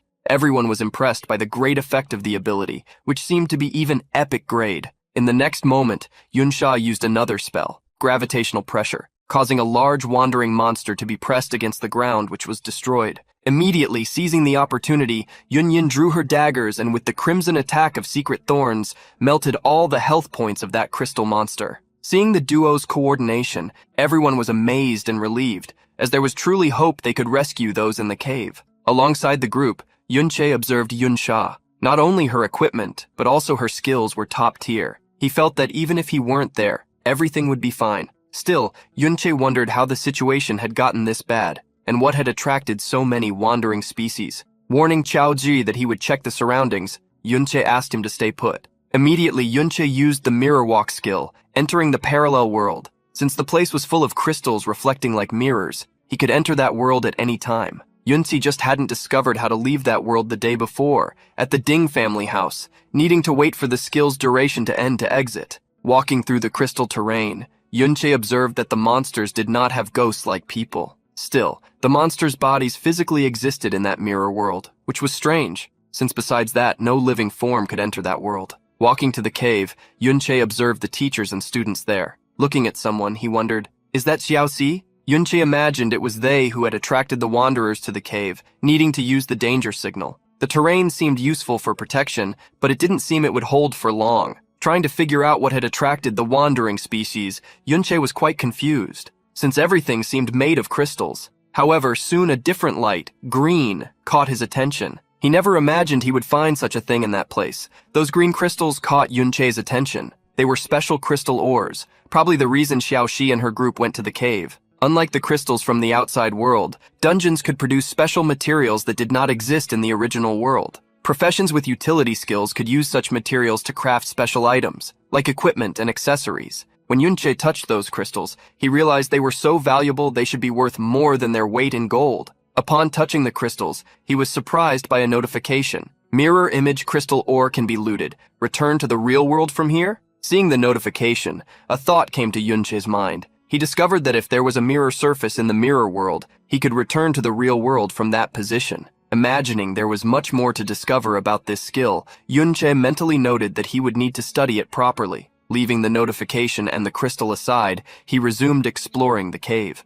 The amount of ore was unlike normal. Mining all that ore could make an ordinary person a billionaire, so it made sense that the wandering species were attracted to it. Outside, Yunsha continued using gravitational pressure magic to clear the path, knocking down monsters. Yunyin, with her dual blade dance, tore through the crystals, combining it with crowd control skills. A large magical circle of light appeared in the area, casting a rain of stars over the monsters, surprising everyone. Are all their skills epic grade? Why are they so powerful? They're stronger than the teachers. At some point, the last monster was cut down, and with its destruction, the teachers protecting the students in the cave were found. The students sighed in relief. "We're saved." Entering the cave, Yunyin warned, "Don't let your guard down. We still have to fight our way out, and everyone stop being exhausted." Arriving at the cave, Yunsha, confident from having defeated several monsters to get there, thought it would be easier to leave. But her excited look turned into surprise. The youths in front of her shifted from relieved to frightened by what was behind her. When the young woman turned around, she faced dozens,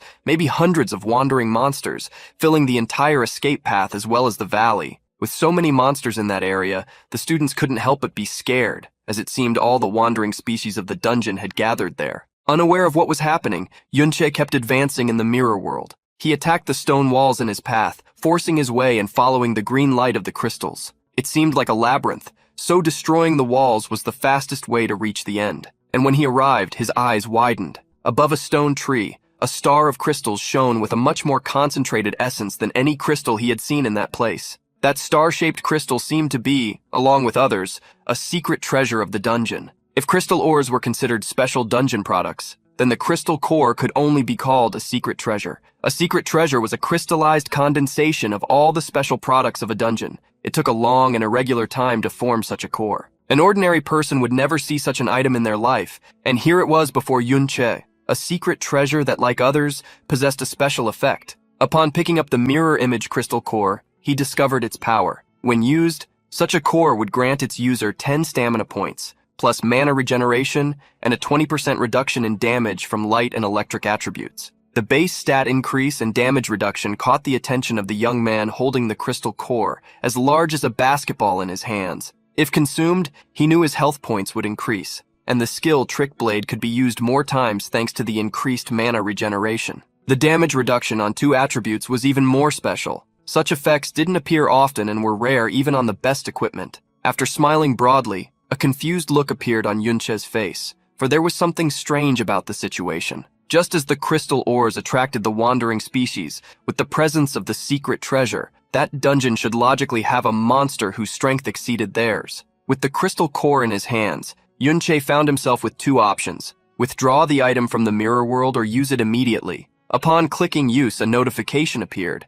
Using or taking items from the mirror world would consume 10 minutes of the remaining skill duration. As he prepared to wait, people outside were surprised. The stone walls of the cave began to move and crumble. From the cave where everyone had been minutes before, a giant, dark crystal monster rose, tens of meters tall. Its size alone made those below look like ants. Everyone trembled upon seeing the Lord of the Wandering Species and shouted, "Is that a secret lord?" The Wandering Lord existed independently of the Dungeon Lord. This was a rare secret boss. Immediately after appearing, the Wandering Boss demonstrated its strength, far beyond that of a common lord, attacking and destroying the surroundings of the teachers and students. Such a monster was far beyond what the humans there could face. Surrounded by an army of wandering monsters and protected by the teachers' shields, the group of students, frightened, never imagined that a wandering lord would appear against a high-level dungeon. In each of their eyes, fear and panic were evident before such a lordly monster. Yunsha took the lead after the desperate confusion began.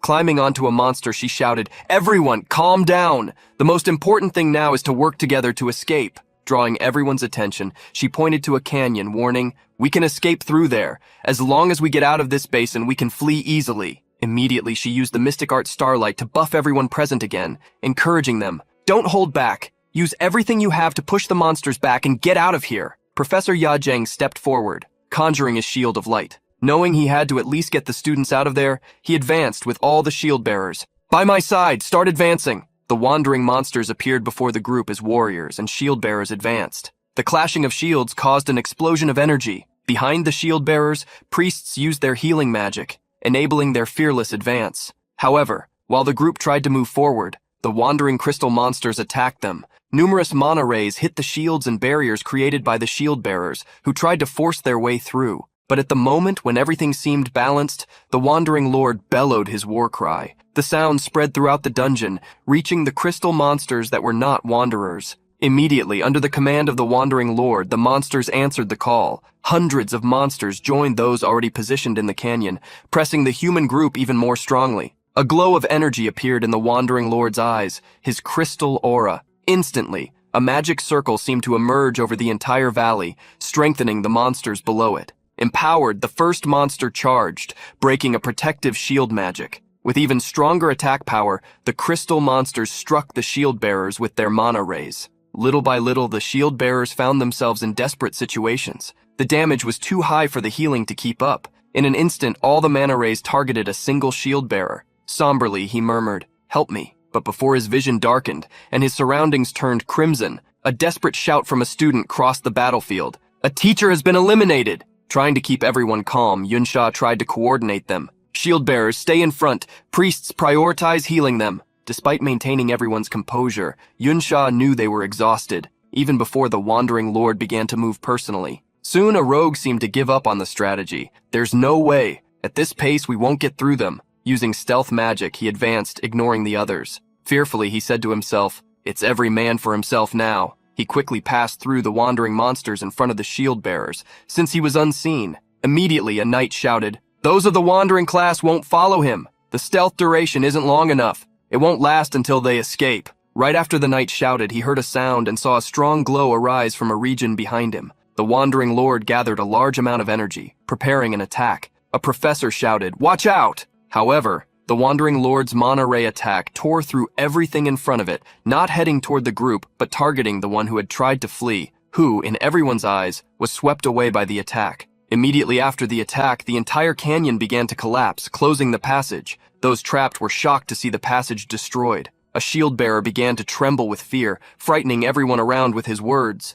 "That attack power is absurd. We won't be able to escape." The next moment, the Wandering Lord prepared a new attack. That fearful shield bearer saw the end approaching, but before the attack arrived, 2 girls moved. breaking out of the siege and advancing against the Wandering Lord. A gigantic shield appeared in front of everyone like a mountain of stone. The Wandering Lord's attack fell upon the two giant shields, trying to force its way through. Yunsha shouted to everyone, "Those with great strength, come help hold the shield. If they fall, we will be wiped out." Panting heavily, Yunsha told everyone that it was a level 70 piece of equipment, so its durability was guaranteed. Because the level was very high, no one could equip it, but they could buy time using it together. Still afraid, many shield bearers could not help. Why does the school dungeon have this kind of monster? Roaring, many began to blame Xiaoxi instead of moving to help.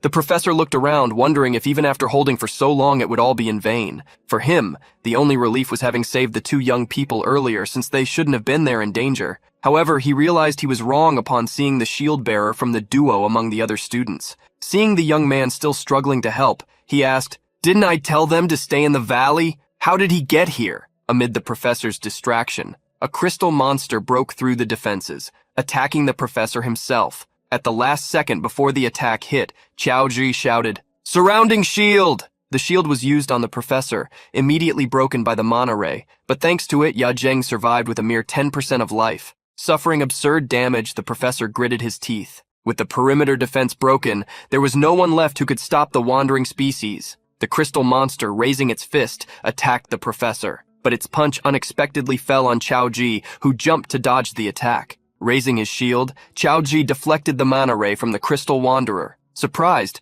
the professor couldn't believe a young man possessed such strength. Still, all the shields were being broken by the monsters. The group's defense was rapidly falling. Two crystal monsters, united, prepared a joint mana ray attack against an injured student. In Professor Ya Zheng's eyes, there was no hope left. However, before that attack could fall upon them, the monsters were sliced into stone fragments by someone who appeared unexpectedly. Shocked, Ya Zheng stared at the young man before him. Climbing over the stone debris, Yunche praised, "Qiaoji, you did very well." The young shield-bearer extended his hand, relieved. Smiling, Yunche said, "Leave the rest to me." A few minutes earlier, upon leaving the mirrored world, Yunche found the crystal core. Besides the replicated core in the mirrored world, the real one still remained in its original location. By obtaining both cores, Yunche learned that with the mirrored world, all future harvests would be doubled. The only problem was that the crystal ores were difficult to carry out. If Yunche wanted to take the normal crystal ores to the real world, it would take 10 minutes per ore. He couldn't carry the 75 he wanted, as it would take more than 12 hours. Therefore, Yunche was forced to carry only the most valuable crystal, the replica in the crystal core. As soon as he obtained the second crystal core, Yunche felt the dungeon tremble. The vibrations alerted him that something had happened. Immediately, he ran with the intention of leaving the cave. Touching a mirrored surface, he entered the mirrored world once again, which lasted just under 13 minutes before its cooldown. Discovering that he could enter and exit that world whenever he wanted, while his time had not run out, made him quite confident. Thus, he hurriedly ran through the crystal cave, zigzagging along the narrow path, until he exited the cave and the mirrored world. Yunche was shocked to see that the number of monsters had increased. He did not expect to see so many, but soon discovered the reason. There was a wandering lord, the source of the dangerous aura he had felt at the dungeon entrance. Knowing that Qiaoji and the others were in danger, Yunche moved quickly. He headed toward the first crystal monster, but because he could still enter and exit the mirrored world at will, he used this ability to dodge the monster, pass by it, and exit right after evading it. Yunche had reached level 24. His total mana reached 140 points, and his mana regeneration per second had reached 2.6 points per second. With that, he used the cheat blade to quickly eliminate the wandering monsters threatening the students' lives as he advanced, since his attack power had increased by 330%, with 180% coming from the skill. Although this was already an absurd statistic, to face a wandering lord, who was even stronger than a dungeon lord, Yunche would not be confident without reaching level 30. Using the mirrored world, Yunche approached the area where the two giant shields were. Locating Qiaoji and the professor he was protecting, Yunche moved toward them, and upon immediately exiting the mirrored world, saved them by destroying the crystal monster, positioning himself in front of the two and saving Qiaoji, who was already injured. Immediately, entering and exiting the mirrored world again to move and attack another crystal monster, Yunche shouted, "Those with support skills, use your buffs on me. I will eliminate these wandering species."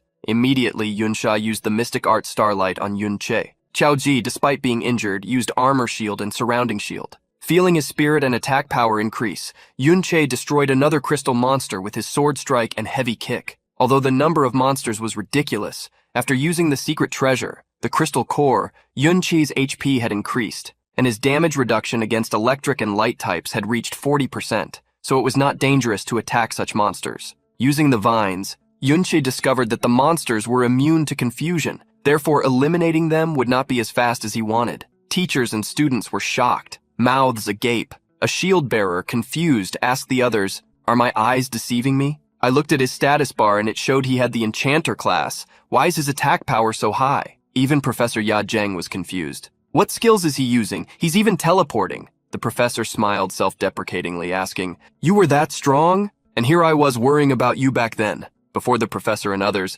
Yunqi turned to dust all the stone monsters he encountered on his path. Yunqi only stopped when he leveled up once more. With so many rare monsters together, leveling up became much faster. Surprised, Yunsha watched Yunqi return to the fight. At first, she thought he was just a daring little thief. She never expected the strength he possessed was beyond imagination. Beside her, even the usually silent Yunyin, the first to notice Yunqi's presence in the Ding house, was surprised. In everyone's eyes, Yunqi seemed to teleport, jumping from monster to defeat them. Entering and exiting the mirrored world every second, the protagonist cleared each wandering crystal monster. With each group of monsters eliminated, Yunqi leveled up once, twice, 3 times. Soon he reached level 28. Surprised behind Professor Ya Zheng, someone commented, "Does this person have external support? So strong!" However, the professor revealed, "I've seen him before. I think he's a student." Everyone, shocked to hear the professor, returned to watching Yunqi fight. However, at that moment, the Wandering Lord began preparing a new attack after recharging its power. Shocked,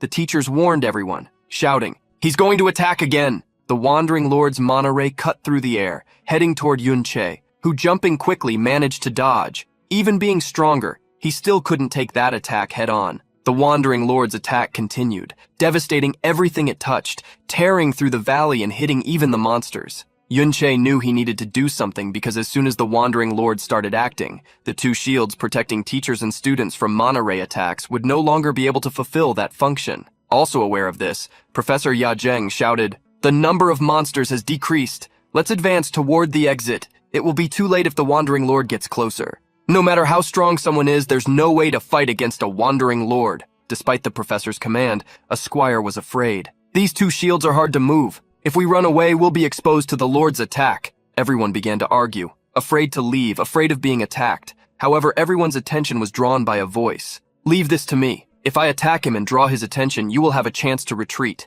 appearing like a savior. Yunqi warned everyone. Worried, Professor Ya Zheng asked what would happen to the young man if everyone fled and left him behind. Yunqi knew that if the Wandering Lord was not defeated, he would gather even more monsters and roam the outside world. In the past, almost all major cataclysms had been caused by Wandering Lords, and that was why he wanted to act, telling the professor, "I will stay and eliminate this monster." With just over 5 minutes left in the mirrored world's time, Yunqi had taken on the mission to save everyone.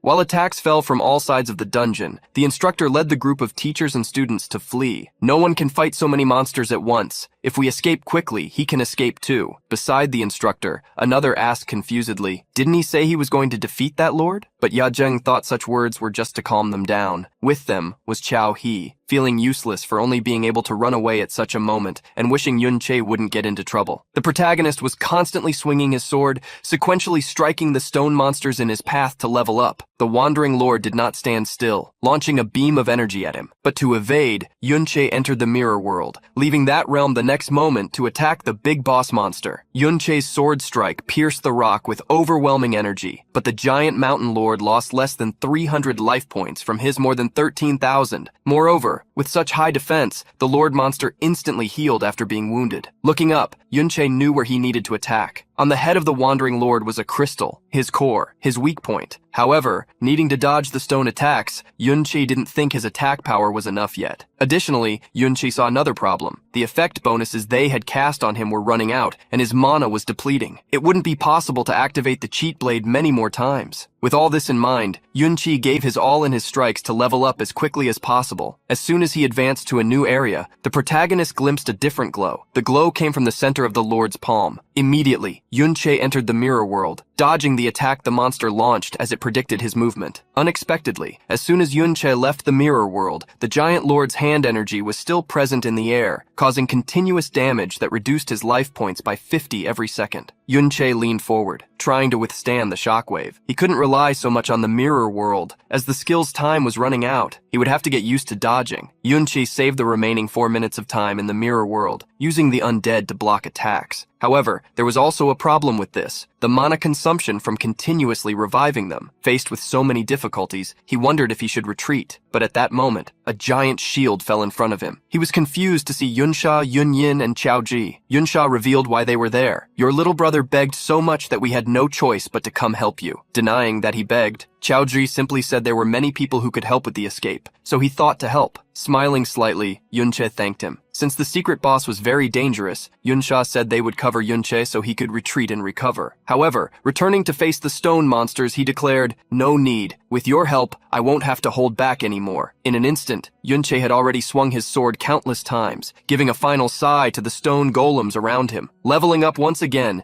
he achieved the feat of reaching level 30. At that level, Yunche glimpsed enough attack power for what he aimed for, equipping the corrupted knight's armor, the level 30 equipment. Yunsha quickly understood what he planned to do. "You're not planning to climb the secret lord and attack its weak point, are you? It's impossible to reach that height." Ignoring her comment, Yunche took out a skill book he had saved. He had finally learned the gravitational attraction skill, which pulls the target toward him. Its reverse version, however, does the opposite. It throws him toward the target. Immediately before using the skill, Yunche summoned as many cheat blades as possible, increasing his attack power. Assuring that everything was under control, he extended his hand toward the monster. As soon as he pulled his hand toward his body, he disappeared, being thrown upward. Before Yunsha could realize, Yunche had already reached the top of the crystal. She and Yunyin were stunned. The protagonist swung his sword several times, overflowing his aura's energy to break parts of the crystal. The Wandering Lord roared in pain when attacked at his weak point, and released tremendous energy that caused damage around him. Amid the attacks, Yunche suffered continuous damage that reduced more than 100 life points every second. However, this only made him try even harder, until he completely broke the crystal when he had less than 20% of his life points left. A notification appeared for him. "You defeated the Wandering Lord. 5,000 experience points obtained, as well as the title Wanderer Hunter." Yunche, besides the experience points and the title, also obtained 2 skill books: the Golden Light Barrier and the Angel's Blessing. As soon as the crystal and the Wandering Lord were shattered, Yunche gained 3 levels as a reward due to the experience acquired. His friend Qiaoji celebrated how strong he was. In front of him, Yunsha and Yunyin could hardly believe that he had actually defeated such a terrifying monster alone. Yunche glimpsed the glow of 2 golden items dropping, but before checking them, he felt the ground shake. The great stone monster, having been defeated, began to topple. Yunsha, seeing Yunchi on top of the monster, shouted for him to be careful. The protagonist moved quickly, descending the stone mountain that was the Wandering Lord. Along the way, he noticed the presence of something: a cave. Approaching the cave, where there were several crystals, he realized something else, muttering to himself, "Wandering race and human remains?" Entering the cave and looking around,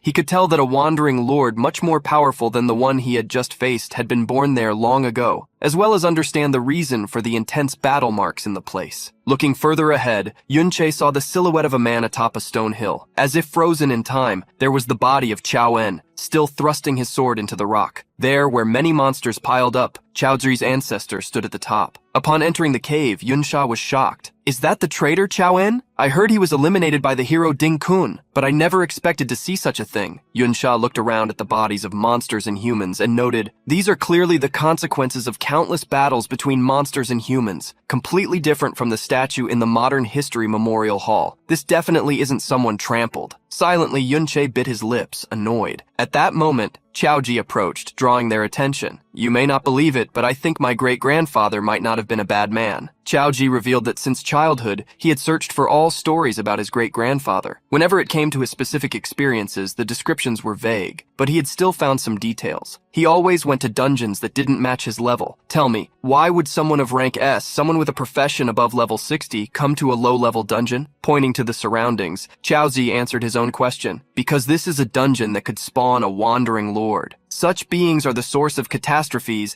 as they summon all monsters nearby. In the past, there were not enough armies to defeat such monsters, even in dungeons. That's why they had to rely on powerful and responsible professionals to regularly clear the dungeons." Pointing to the pile of monsters, where his grandfather was on top, Qiaoji declared confidently, "My great-grandfather was one of those people. He came here to extinguish the disaster before it happened." The 3 standing before Qiaoji remained silent, listening. With his head down, he trembled as he declared, "You might think I'm lying, Even my family says I'm just seeking comfort, that I'm reading between the lines. At that moment, Yunche stepped forward and placing his hand on his friend's shoulder showed a smile. I believe you. Yunsha and Yunyin were surprised by his action. Even Xiaozhi did not expect it. Memories from the past came to Yunche's mind. Xiaowen was a brave person who climbed on tables and declared he didn't need a master. He had the confidence to overcome anything. However, when facing many monsters at once, he would cry, asking to be saved. When all this passed and they gathered, he would raise his pride again, pouting and claiming he had never asked anyone to save him. When he grew up, even injured, upon hearing that a new dungeon had been discovered, he would smile and ask them to trust the one who secretly worked hard to prove himself to others. Xiaowen was always criticized for his choice of class advancement. The Sword Guardian, the weakest among all the squires. But he was confident this was a class undervalued because of its point allocation, and that no other squire class could fight it if well built. It was with this confidence that he continued to advance and defeat monsters, even abandoning his own team without permission because he couldn't stand a fight against the wandering race. For him, saving people was just a bonus. Remembering his friend nicknamed Benben, he swore he would settle scores with the Ding family. Sometime later, Ding Ji at the Ding residence frowned, questioning whether his nephew was telling the truth. Ding Shu categorically stated that he could even ask those responsible for the dungeon that Yun Che was truly amazing. Ding Shu told his uncle that he had been blocked at the dungeon entrance by the teachers, so he couldn't enter. But when people came out of the dungeon, everyone was talking about the fall of the Wandering Lord. People were commenting among themselves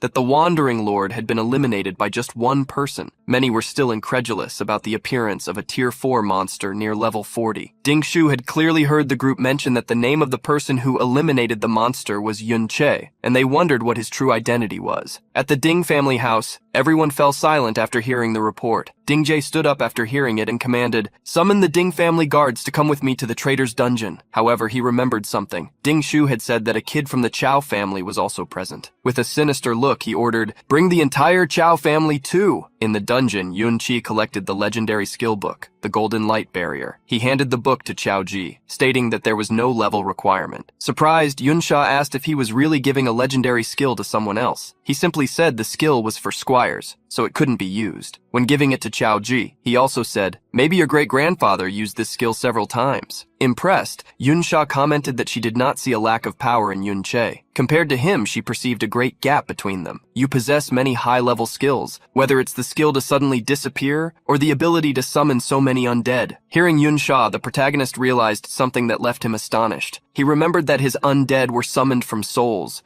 that appeared in the mirror world. Seeing that the time of his skill had been reset, Yun Che quickly entered the mirrored world. Looking at the top of the monster pile, he was stunned. He saw the entire pile, as well as the man at the top, moving like souls. In the real world, Yun Yin wanted to hurry Yun Sha so they would leave, since the young mage had a ceremony soon. Yun Sha realized they had been there a long time. She wanted to stay because things seemed interesting and she wanted to understand where Yun Che had been, missing for so long. When Denden's soul approached, the protagonist spoke to it. "I never thought we would meet again. There are still so many things I want to say, but it's a shame you can't respond." Around Qiaowen's soul, a dark energy formed until he roared fiercely.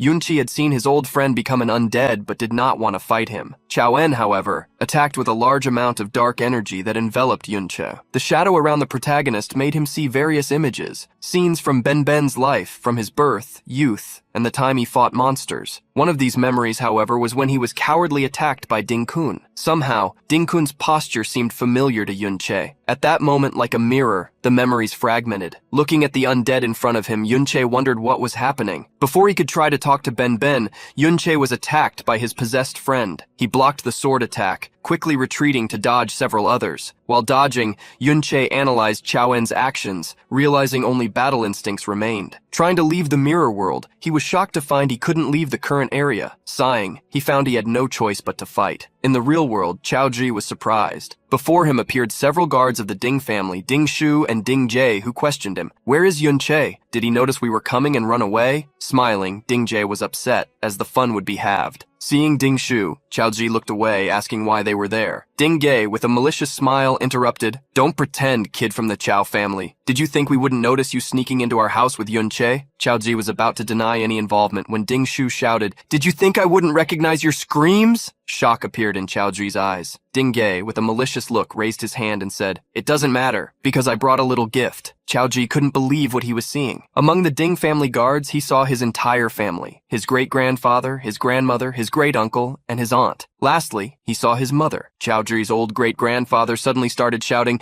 "Kneel, you little animal! Apologize to the hero's family! Apologize to young master Ding Shu!" Chaoji tried to refuse, but the old man kept reprimanding him. "What have I taught you since you were young? I taught you how to behave in front of the Ding family. Kneel!" Chaoji couldn't hold back and responded firmly, "Do you want our family to be the Ding family's dogs for generations?" The fury in his voice frightened his own family. Suddenly, one of his relatives knelt down, shouting, "Yes, as descendants of a traitor, being dogs is already a blessing." Chaoji's aunt began trembling with fear, begging her nephew to think about their father's situation. Hearing his aunt mention her husband, his mother also started trembling, as it was very difficult for her and the whole family. Chaoji couldn't believe his family wanted to remain in that situation forever. Trying to convince them, he desperately pointed behind him. "Look at this situation. My great-grandfather entered this secret realm just to prevent a catastrophe. It was only because many attacked him back then that he sacrificed himself." With a determined look, the young man put all his thoughts into words. "I have been gathering information about my great-grandfather all this time, but I lacked decisive proof. Now the evidence is right before us. Grandfather was not a villain or a traitor. The truth is completely different from their propaganda. As soon as the truth is revealed, my great-grandfather's name will be cleared. We will never have to live like this again." Chaoji shouted at the top of his lungs. "The Ding family has no right to treat us like this. Great-grandfather, uncle, second uncle. They should not have been attacked because of this." At the boy's words, Ding Ge began to laugh. He slowly walked toward Chaoji, revealing that everything he had said was true. "Your great-grandfather Chao En was indeed ambushed. He was not a villain. To be clear, it was my father who sought power precisely to ambush him." Ding Ge laughed, showing confidence in front of Chaoji's face. "But who cares about the truth? Chao En was a traitor to the empire, so he deserved to be vilified." Laughing and showing the strength of his family, Ding Ge asked what was the problem if the young man's father had gone mad, or the family's reputation was attacked, since they were descendants of a traitor. Pointing to Chaoji's family present in the dungeon, Ding Ge revealed the truth. "Your entire family already knew this. Otherwise, why do you think the people you named were eliminated?" He loosened his tie and ordered with a smile, "Kneel." Immediately, all of Chaoji's family present knelt before him. Even the young man's mother knelt, begging, "Son, kneel. Just admit guilt and don't resist. It's useless." Chaoji's mother cried, wiping her face with tears. "Mom really doesn't want to lose her son after her husband went mad. Mom really can't take this anymore." Hearing his mother cry, Chaoji couldn't help but tremble, weakening. He remembered his mother before she aged, opening her arms to hug him and telling him not to listen to others, treating him as the best. At that moment, Ding Shu began to laugh and shouted, "The greatest fool of all time! Whether you want to kneel or not, you will kneel anyway." He raised his leg, kicking toward Chaoji, but unexpectedly, the young squire raised his hand, blocking the kick. Chaoji grabbed Ding Shu's leg, spun him in the air, and slammed him to the ground with all his strength. Knocking Ding Shu down, he swore, "I will never kneel again." Furious, Ding Shu got up, bringing out his fire crystal hammer while shouting, "How dare you fight back? Let me remind you how a punching bag should behave!" Ding Shu charged at Chaoji, who at the last moment drew a shield. Using the shield's body, Chaoji struck Ding Shu, throwing him backward. Ding Shu couldn't believe what was happening. Furious, Chaoji threw a punch at Ding Shu while shouting, "Mother, we are the true descendants of the heroes."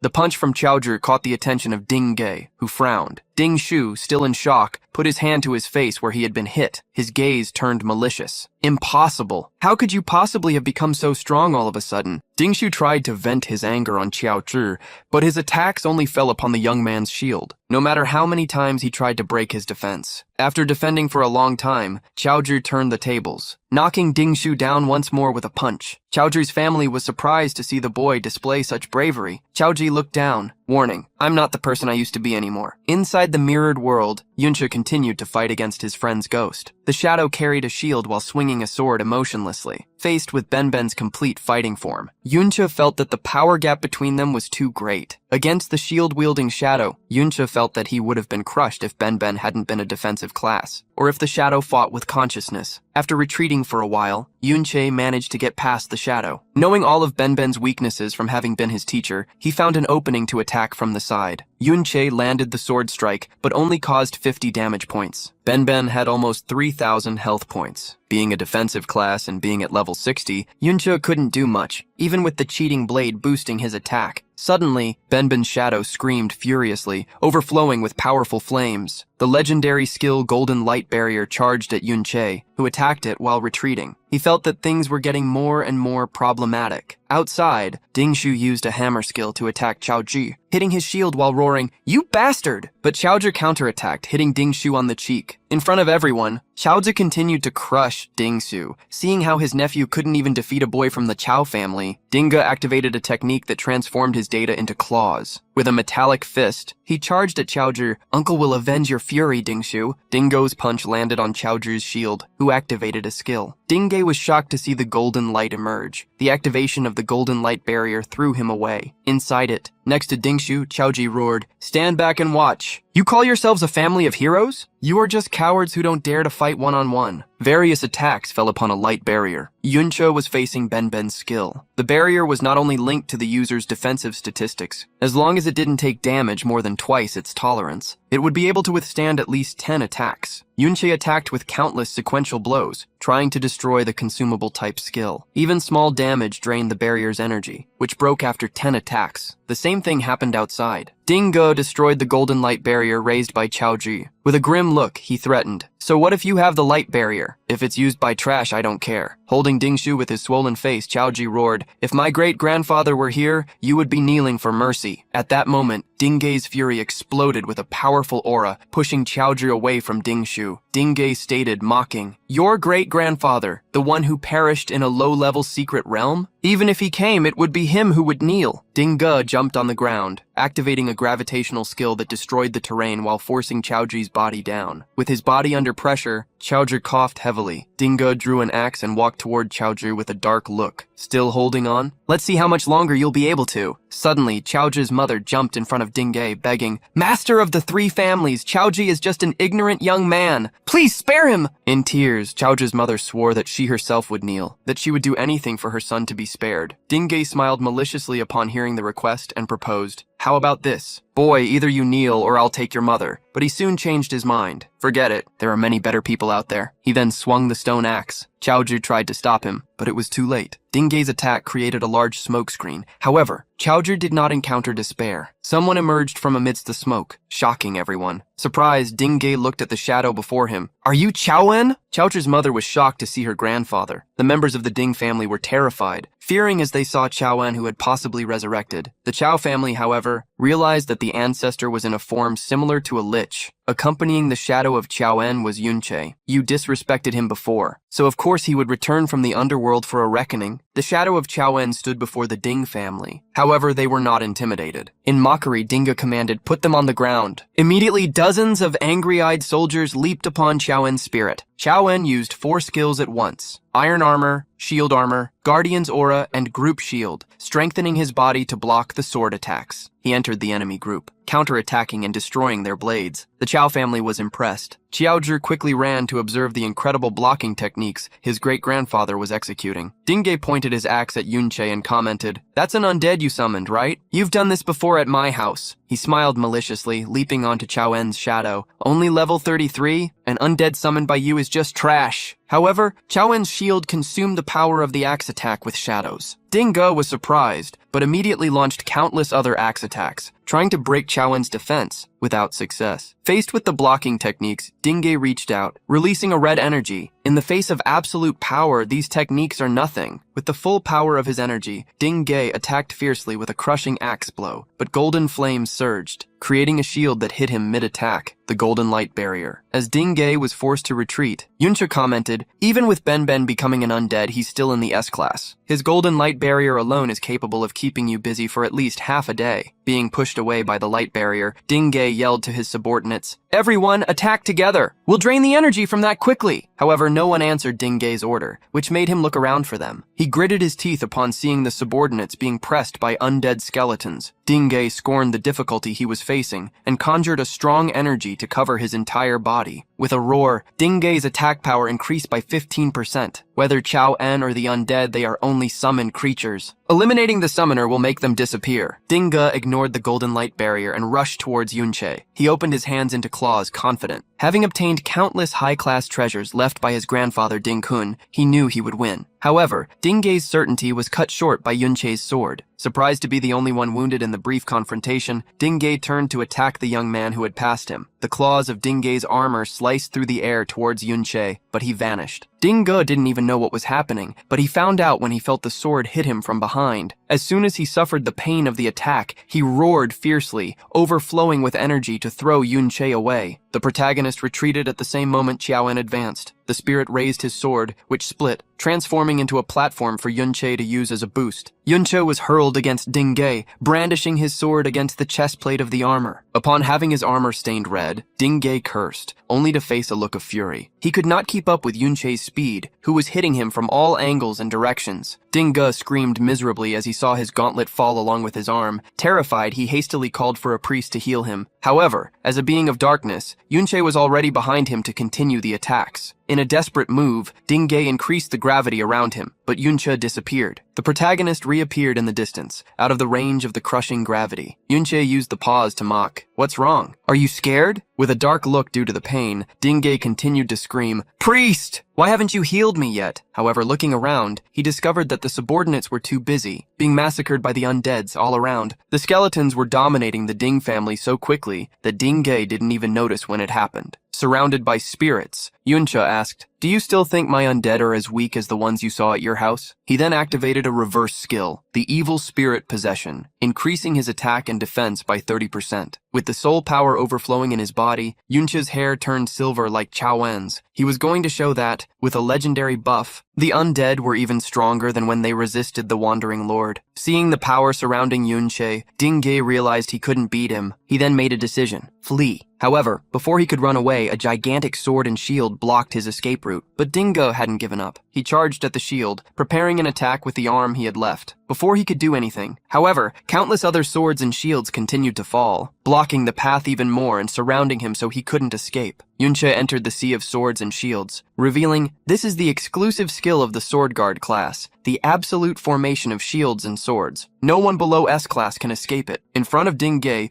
Yunche asked him to try to run away. Suddenly, Dingay pulled out a red stone with evil energy and shouted, "Don't come any closer!" Dingo possessed a void bomb, an S-class item his grandfather had given him. If this explodes with your level and health points, you will be eliminated. The protagonist frowned but was not intimidated, telling Dingay to try to use the item. Desperate for not being able to intimidate Yunche, he yelled, "Do you really plan to give up your own life? With my health points, I can survive this. You can't." However, Yunche had an escape plan. He sent the spirit of Ben, someone who could resurrect again. As soon as Dingay's attention was drawn, the protagonist reappeared behind him. "Don't be arrogant when you can't even hit me." Yunche's sword cut caused Dingay to lose the void stone. It fell to the ground, draining the power that would activate it. The protagonist ordered only once: kneel. With no arms left to fight, Dingay was forced to kneel. His willpower no longer existed. Watching the situation, Chaoju smiled again. Dingshu had been beaten by him, and now various swords prevented him from getting up. Yunchi stepped on Dingay, extending his sword while asking, "Tell me, how much do you think your life is worth?" Sometime later, Yunche was checking the dozens of items he had obtained. There were even packages of healing potions among them. Those potions restored 100 health points in 10 seconds. The regeneration speed was not fast enough, especially for Dingay, who had now been eliminated and transformed into a shadow. After eliminating Dingay, Yunche saw his soul appear in the mirrored world. Thus, the protagonist easily turned him into an undead. Although somber, Yunche confirmed he could expand his undead army by eliminating other beings. Facing Dingshu on the ground, the protagonist decided to keep him alive, as he might be useful in the future. While Yunche was checking the items in his inventory, Chaoji's great-uncle stammered, "So young, and already so strong." The great-uncle imagined that the young man had guided Chaoji, which had caused the boy to awaken his inner strength. One of Chaoji's uncles hastily asked, "What will we do now?" "With the head of the 3 clans gone, the Ding family will surely retaliate." It will be the end of us. With a worried look, the man recognized the strength of the young man who eliminated Ding Ge, but didn't believe he could be a match for the great hero who had defeated the family's great-grandfather a long time ago and had now become even stronger. Yunche agreed with him, especially if what happened was exposed, shortening the time he had to get stronger. Thinking of Ding Kun, the protagonist affirmed to himself that he needed to evolve fast enough to face him. At that moment, the protagonist was surprised to receive a notification. Soldier leveled up. He looked around, realizing that the skeletons he had sent to hunt monsters were getting stronger. With their current level and equipment, they could stand side by side with the stone monsters. However, that secret realm wouldn't be enough to sustain the evolution of Yunche and the skeletons. This had been an important reason for sending them to evolve, to find the location of the secret realm lord. A few minutes passed until Yunche found the level 41 monster. Chained up was a monster with multiple layers of shells and a gigantic golden core where its mouth should be. Different from the wandering lords, the secret realm lord was the very core of the entire realm. Yunche sent the spirit of Denden to attack the monster's weak point in order to completely sweep the secret realm. The outside of the secret realm was being guarded by teachers, who must have seen when the entire Qiao family was taken to the portal by Ding Ge. The protagonist knew it would be suspicious if the Qiao family left the portal alone. Knowing this, Yunche planned to have the Qiao family escape amidst the chaos as the secret realm began to disappear. While Yunche was finishing his plans, Qiao En defeated the secret realm lord. As soon as the notification that the lord had been eliminated appeared, everyone saw the secret realm begin to fall apart. The protagonist revealed to the Qiao family that he had defeated the lord. Since the secret realm is going to disappear and cause some chaos, the Ding family won't be able to immediately respond to Ding Ge's disappearance. The protagonist asked everyone to take advantage of the chaos to escape, avoiding momentary danger. He also gave a single warning. If the Ding family pressures you again, just let me know. The Qiao family was stunned by Yunche's help. The protagonist called back all the undeads, preparing to leave the dungeon when he saw a notification. The mirrored world, now level 2, had transformed the spiritual core of the secret realm into a mirrored world. Receiving a large amount of experience for the mirrored world, he discovered what was needed to evolve it. Since the previous evolution had greatly increased his strength, Yunche planned to evolve it again in the following days, to finally approach Ding Kun's strength. The path to strength and confrontation. Various guards were protecting a rich man's private secret realm. One of the soldiers asked, bored, "Do we really need to take this seriously? Who would dare to invade a private secret realm?" At that very moment, a blur passed him. Yunche crossed the secret realm portal, which caught the attention of the knight, who saw nothing from behind, only heard something strange. But in the end, he thought he had just been mistaken. Since most civil guards were around level 30, Yunche was confident enough to invade the secret realms unseen. He invaded a second secret realm in the forest, as well as a third with a blue portal. Sometimes he was discovered, but too late. Continuing to hunt inside countless secret realms, he saw the time to face Ding Kun getting closer. However, Yunche didn't rush. He remained calm, continuing to evolve while attacking the lords of the secret realms. Keeping his cool, he traveled from realm to realm, avoiding making mistakes. Whether they were water monsters or even dark centaurs, he used them to become increasingly stronger. Realm after realm, he destroyed and increased the power of the shadows. While Yunche was gaining experience points for the mirrored world, several news reports warned about private secret realms being invaded. The news spread as the days passed, and Yunche gained more and more experience. In one of these news reports about the secret realm destroyer, it was said that the public security department was taking the situation seriously and sending senior officers to investigate. With a newspaper in hand, a person asked those around if Yunche was responsible for it. The elder of the Qiao family was sure that the cleanup of the secret realms was related to the young man. Frowning, he imagined that at some point Yunche's actions would make the Ding family find him. However, he was certain. He did all this for us. Otherwise, we wouldn't have escaped here. Being in a city days away from the Ding family, and in a well-hidden residence, they had even concealed all traces while traveling. They were sure they were safe, confident that they had finally escaped the Ding family. Suddenly, however, an explosion occurred, tearing down one of the walls. From the shadows, a person emerged with a mocking voice. "Escape from us? Do you really think you could flee with the help of that criminal?" The second son of the Ding family, Ding Hao, currently at level 42, had found them. He declared, "Even if you don't have connections with him, daring to flee the Ding family means you'll have to suffer because of him." A red gaze appeared on Ding Hao's face, threatening the Qiao family as he descended to face them. "Did you underestimate the hero's family? Not to mention foolish traitors like you, even the whereabouts of that criminal have already been found." In front of a secret realm in the distance, Yunche, accompanied by another person, watched an army waiting for him. Having already reached level 42, he declared with a grim look, "Ding-kun, I've come to find you." Yunche stood before a large secret realm. He had only conquered the private secret realms of level 30. Continuing to attack them would be inefficient for leveling up. High-level secret realms, however, were like the hero's secret realms, state-controlled, guarded by the military, and surrounded by 2 kilometers of protection. Yunche could only explore 200 meters when entering the mirrored world, which prevented him from getting close by that method. As Yunche wondered how to sneak into the portal, the young woman with him noticed his doubt and commented, "So, the reason you called me is so I can get you inside?" Yunsha refused. "No way. I don't know how much you know about my identity, but even for me without a pass, I can't enter." At the same moment, Yunche held up the passes. Upon taking them, Yunsha praised his preparation. Yunsha checked, however, that these were temporary passes. "You need an accompanying person to use them. Otherwise, we won't pass inspection." With a sharp look, she questioned, "You avoided your family, and now you want to sneak into a secret realm without being noticed? For what reason?" Yunsha reminded the young woman of the incident where she had seen Qiaowen's state. "Since he isn't as horrible as the propaganda claims, there's something suspicious about the supposed rebellion that happened in the past. I want to help the Qiao family clear their name and find the truth." Yunsha rolled her eyes, questioning if Yunche thought she was stupid. Pointing to the heavily guarded fort, she reminded him that he had no relation to the Qiao family,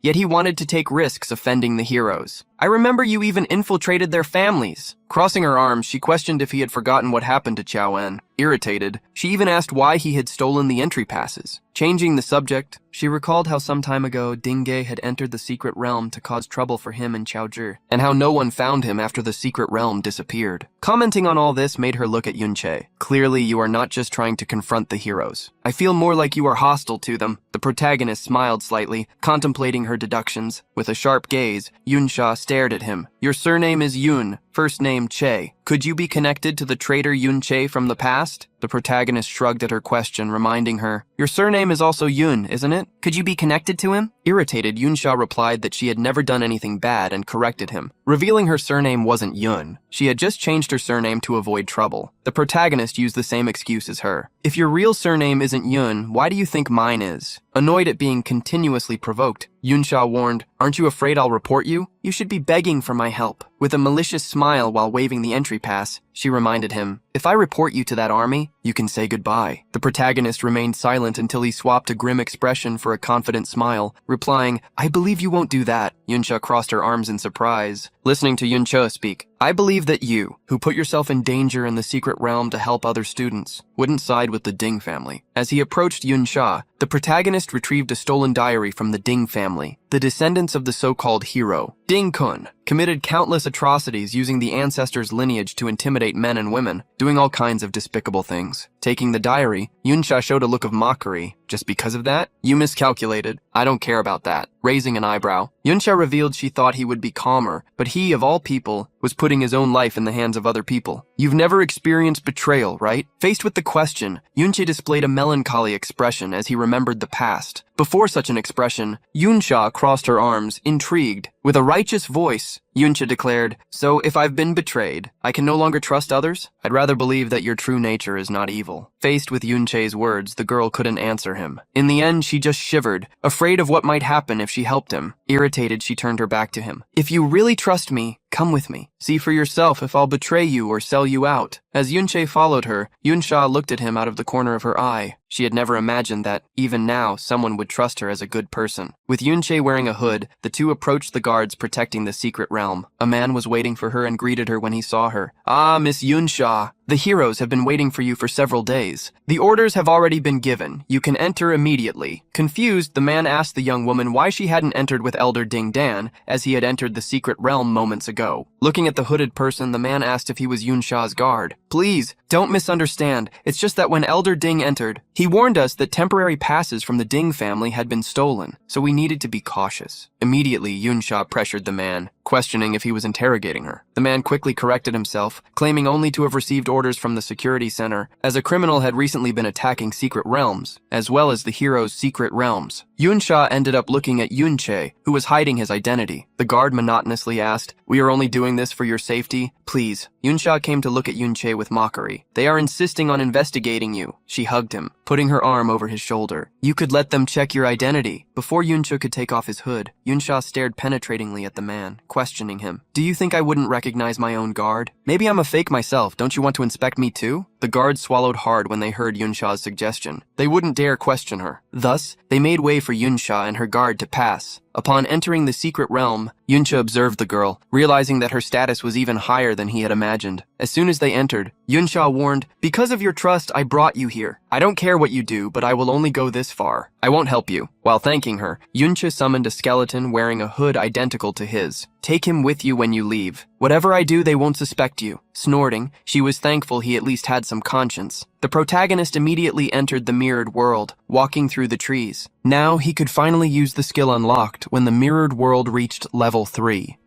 After evolving the mirror world to level 3, Yunche unlocked the field dungeon function. As soon as he used the ability, several copies of dungeon beasts appeared in the mirror world. The ability replicated the monsters from the real world. The shadows immediately began to spread, starting to hunt the monsters he could freely use to gain experience points, now also in the mirror world without worrying about being discovered. As soon as he left the mirror world, Yunche encountered something even more important. The undead remained in the mirror world, continuing to hunt, allowing him to passively gain experience points. Walking through the dungeon, Yunche discovered that a city had been created inside the dungeon. While he was already there, he could do a proper reconnaissance. According to the information in the Ding family diary, the castle in that city was where Ding Kun was located. Yunche, however, knew next to nothing about him. All Yunche knew was that Ding Kun had reached S rank decades ago and had never shown his strength to the public since then. Even the third master Ding did not know the details. Yunche tried to think of something, but he didn't have detailed information that would help him have a better chance against Ding Kun. Logically, in his past life, he knew everyone who had reached S rank, but Ding Kun had appeared suddenly. Trying to get more information, Yunche asked Benben's spirit if he knew anything, but the spirit merely shrugged, answering negatively. For Yunche, that was not good. After the mirror world reached level 3, the intelligence of the undead had been enhanced. Benben's improvement was the most obvious among all of them, but still, he had not reached the point where he could communicate properly. As he looked at the horizon, Yunche imagined that, perhaps, if the mirror world continued to level up, Benben might regain more of his consciousness. In the castle Yunche was observing, Ding Dan's voice rang out. "Father, you always had a special affection for the third brother. You can't just stand by and do nothing. The whereabouts of the third son are still unknown." He stood before an iron throne, where a person wearing full body armor sat. That was Ding Kun, the hero of the empire. Ding Dan continued to complain, revealing what they knew. According to the Public Security Office, the criminal dared to appear near the hero's dungeon. To be capable of making the third son disappear, I fear he has reached S rank. As Ding Dan spoke, Ding Kun stood up. Unexpectedly, Ding Kun's hand moved, stained red as it pierced Ding Dan's body. As he lifted his own son like a piece of meat on a spit, a gloomy voice emerged from behind the helmet. "You are a grown man, and yet you can't find your own son. Asking me to tell you what you need to do?" Ding Dan coughed miserably. His eyes turned red. Ding Kun continued. "You only reached the requirement for S rank at this age, barely meeting the requirements for class change. You couldn't even block a simple attack from me." Ding Dan's vital energy began to be sucked away by Ding Kun as he spoke. "The reason I kept trash like you around was because you could look after my grandson. But in the end, you just lost him, and you want me to clean up the mess you made." As Ding Dan dried up more and more due to his vital energy being sucked away, Ding Kun questioned him. "Did you know that without the third son, I lost a blood relative? That reduced my lifespan by several years?" Meanwhile, in the city streets, Ding Yan, a descendant of the hero, laughed heartily, using a man as a mount. In the city streets, wolves attacked people. Some fought against others for the rations scattered on the ground. While children cried, adults fought against the wolves, competing with them for food. At that moment, Nancy, a level 60 conjurer, approached Ding Yan. "Young master, your beloved pets haven't eaten anything for days." Behind a statue, Yunche observed what was happening. Compared to that, what the Ding family was doing outside seemed to be nothing special. Yunche wondered if he should intervene, but he soon noticed something. Benben's spirit became greatly enraged upon seeing that scene of injustice. Sadness appeared in Yunche's eyes upon realizing that, even in that state, Ben still had the desire to help those in need. When they first met, among the children in the disaster areas, Ben and Lan Qian were good and strong, daring to fight against injustice even though they were just children. It was for this reason that Yunche took them as disciples and trained them. Yunche wished for them to become powerful so they could help others. Imagining that it was he who caused the pain his disciples suffered, who made Ben transform into what he was today, made Yunche disappointed in himself. Upon hearing Yunche speak about Lan Qian, Ben's consciousness seemed to return momentarily. Yunche noticed the change in Ben and quickly approached. "Are you conscious? Can you speak?" The next person Ben ended up remembering was none other than Ding Kun. This caused the fury inside the spirit to explode until he spoke in an angry tone. "Lan Qian is Ding Kun!" Yunche's eyes trembled upon hearing the affirmation from Ben's spirit. At the same time, throwing Ding Dan's body onto the ground, Ding Kun returned to sitting on the throne. He held a time-worn sword while commenting, "Yunche, is he trying to provoke me by using such a similar name?" Ding Kun's mask opened. The veins carrying the power he absorbed from Ding Dan were still red. His crimson-red gaze showed curiosity upon hearing a name he never imagined he would hear after so many years. Rising with a maniacal smile, he declared, "Let's see who dares to pretend to be you, my dear master." Ding Yan was surrounded by orcs whom he stroked, calling them good babies. Remembering how he had been taking care of other pets in the past few days, Ding Yan apologized to the orcs for letting them go hungry. Laughing like a madman, he pointed to the people eating dog food. "I'll give you this now." The people were frightened upon hearing Ding Yan. He laughed like a madman. "I'm already tired of playing with them. You can eat." The orcs obeyed Ding Yan and ate with eyes swollen by hunger and hatred. However, before they even touched one of the people, countless cutting attacks flew toward them. Yunche invaded the square, slicing the orcs in an instant. A gloomy look dominated Yunche's face. "Lin Qian, how can you be Ding Kun?" While repeating the same thing internally several times, Yunche gripped his sword with hatred. The conjurer quickly stepped forward to protect Ding Yan upon seeing the intruder. "How naive of you to come to the hero's domain." Yunche's gaze showed even more hatred upon seeing Ding Yan and the conjurer. "How could you, Lin Qian, become the Ding Kun who created trash like these?" In the past, upon adopting the two boys, Yunche gave them a book. Yunche explained to them that they were no longer in the era of knights due to the classes, but he still wanted to pass something on to them. One of the boys was always excited while the other maintained a contained look. Yunche had volunteered to guide them so that they would become stronger than anyone else. Yunche's first teaching was to teach them that they should always be humble. There was no difference between him and others, so they should always maintain respect. In the boys' first training session, they spent time cutting hay. The boy who was contained had become excited and competitive. However, when receiving the reward from the old farmer, he seemed not to like receiving so little. Yunche punished him, reminding him of the first rule he had taught. After that, he himself gave an extra reward to the two skill books, while reminding them to continue being humble and not arrogant. It was remembering how hard he worked to teach both of them to be humble that Yunche charged at Ding Yan and his protector with attacks they couldn't even see. The shield created by the conjurer was destroyed in an instant, but he managed to protect himself. Yunche glared at them with a sharp gaze. The conjurer had recognized the power of Yunche's equipment, legendary level 30 equipment. They were powerful enough to force him to break the protective necklace he possessed. Ding Yan, seeing how the enemy failed to hurt them, became confident enough to curse. "You worm! I'll show you the difference in level between our powers." He extended his hand, while the conjurer next to him raised his staff, brimming with energy. Yunche immediately moved toward them. The protagonist then remembered the second thing he had taught the two brothers, to always possess compassion. They should treat the weak with kindness, especially the defenseless. Always use a benevolent heart to fight against those who did wrong. Yunche hoped that the rescued boys should be able to understand the hopelessness of the weak. Yunche's attack hit Ding Yan and the conjurer, but they immediately disappeared like smoke. In the next instant, they reappeared in another corner of the square. Ding Yan scoffed as more and more copies of them appeared. "You must have been happy to hit our illusion. If you liked it so much, there are many more copies for you to slice." Ding Yan noticed the look of fury Yunche carried and provoked him by pointing at some people. "Are you like this because of these insects? Are they your relatives? Things are getting interesting now." Confident, Ding Yan challenged, "Try again. I wonder what expression you'll make when you discover after slicing the illusions that you were actually slicing them." While Ding Yan spoke, the protagonist continued to use his attack power increase ability. He then used a mirror world ability to see a reflection of reality. As Ding Yan said, many of the illusions were actually the fragile people, but among them was the real Ding Yan. The protagonist immediately charged. attacking the real Ding Yan, who tried to avoid the attack by jumping backward, showing extreme surprise. How is this possible? Were you able to see through the illusion? While continuing the attack, Yunche remembered the third lesson he taught the boys. They should be brave. To learn such a thing, they were placed amidst a horde of goblins. They should be fearless and determined. In a battle against dungeons, there should be no cowards. They should fight for justice. The boys did as he instructed and fought bravely, although at the end of the fight they complained to him, who reassured them, showing that he had been by their side the entire time. After being hit, Ding Yan retreated, leaving the conjurer in front. Hidden, he cursed, "Damn, this guy is too strong, you trash! Stop using illusions and protect me. Buy me time so I can escape." Ding Yan quickly began to run, warning, "If something happens to me, my grandfather will finish you off." The conjurer immediately began to use countless spells, charm, paralysis, swamp summoning. Although it was difficult for him, a conjurer, to fight without illusions, he was still confident. But as soon as he used all the magic, he looked around and the intruder was no longer there. When he noticed, Yunche was already behind him. Yunche's sword strike was forceful. The man, however, remained alive. Trembling, he fell to the ground begging, "Please spare me, I'm not from the Ding family, I'm just a contractor." But Yunche did not spare him. He used the fourth teaching he gave the boys, the spirit of sacrifice. Benben had captured Ding Yan and dragged him to the square. Ding Yan screamed, "Who are you? I am the hero's grandson. If you touch me, I will make your entire family suffer even more." When Ding Yan looked up, however, he was faced with a spirit, the shadow of the conjurer who minutes ago was protecting him. With a gaze distorted by fear, he stammered, You,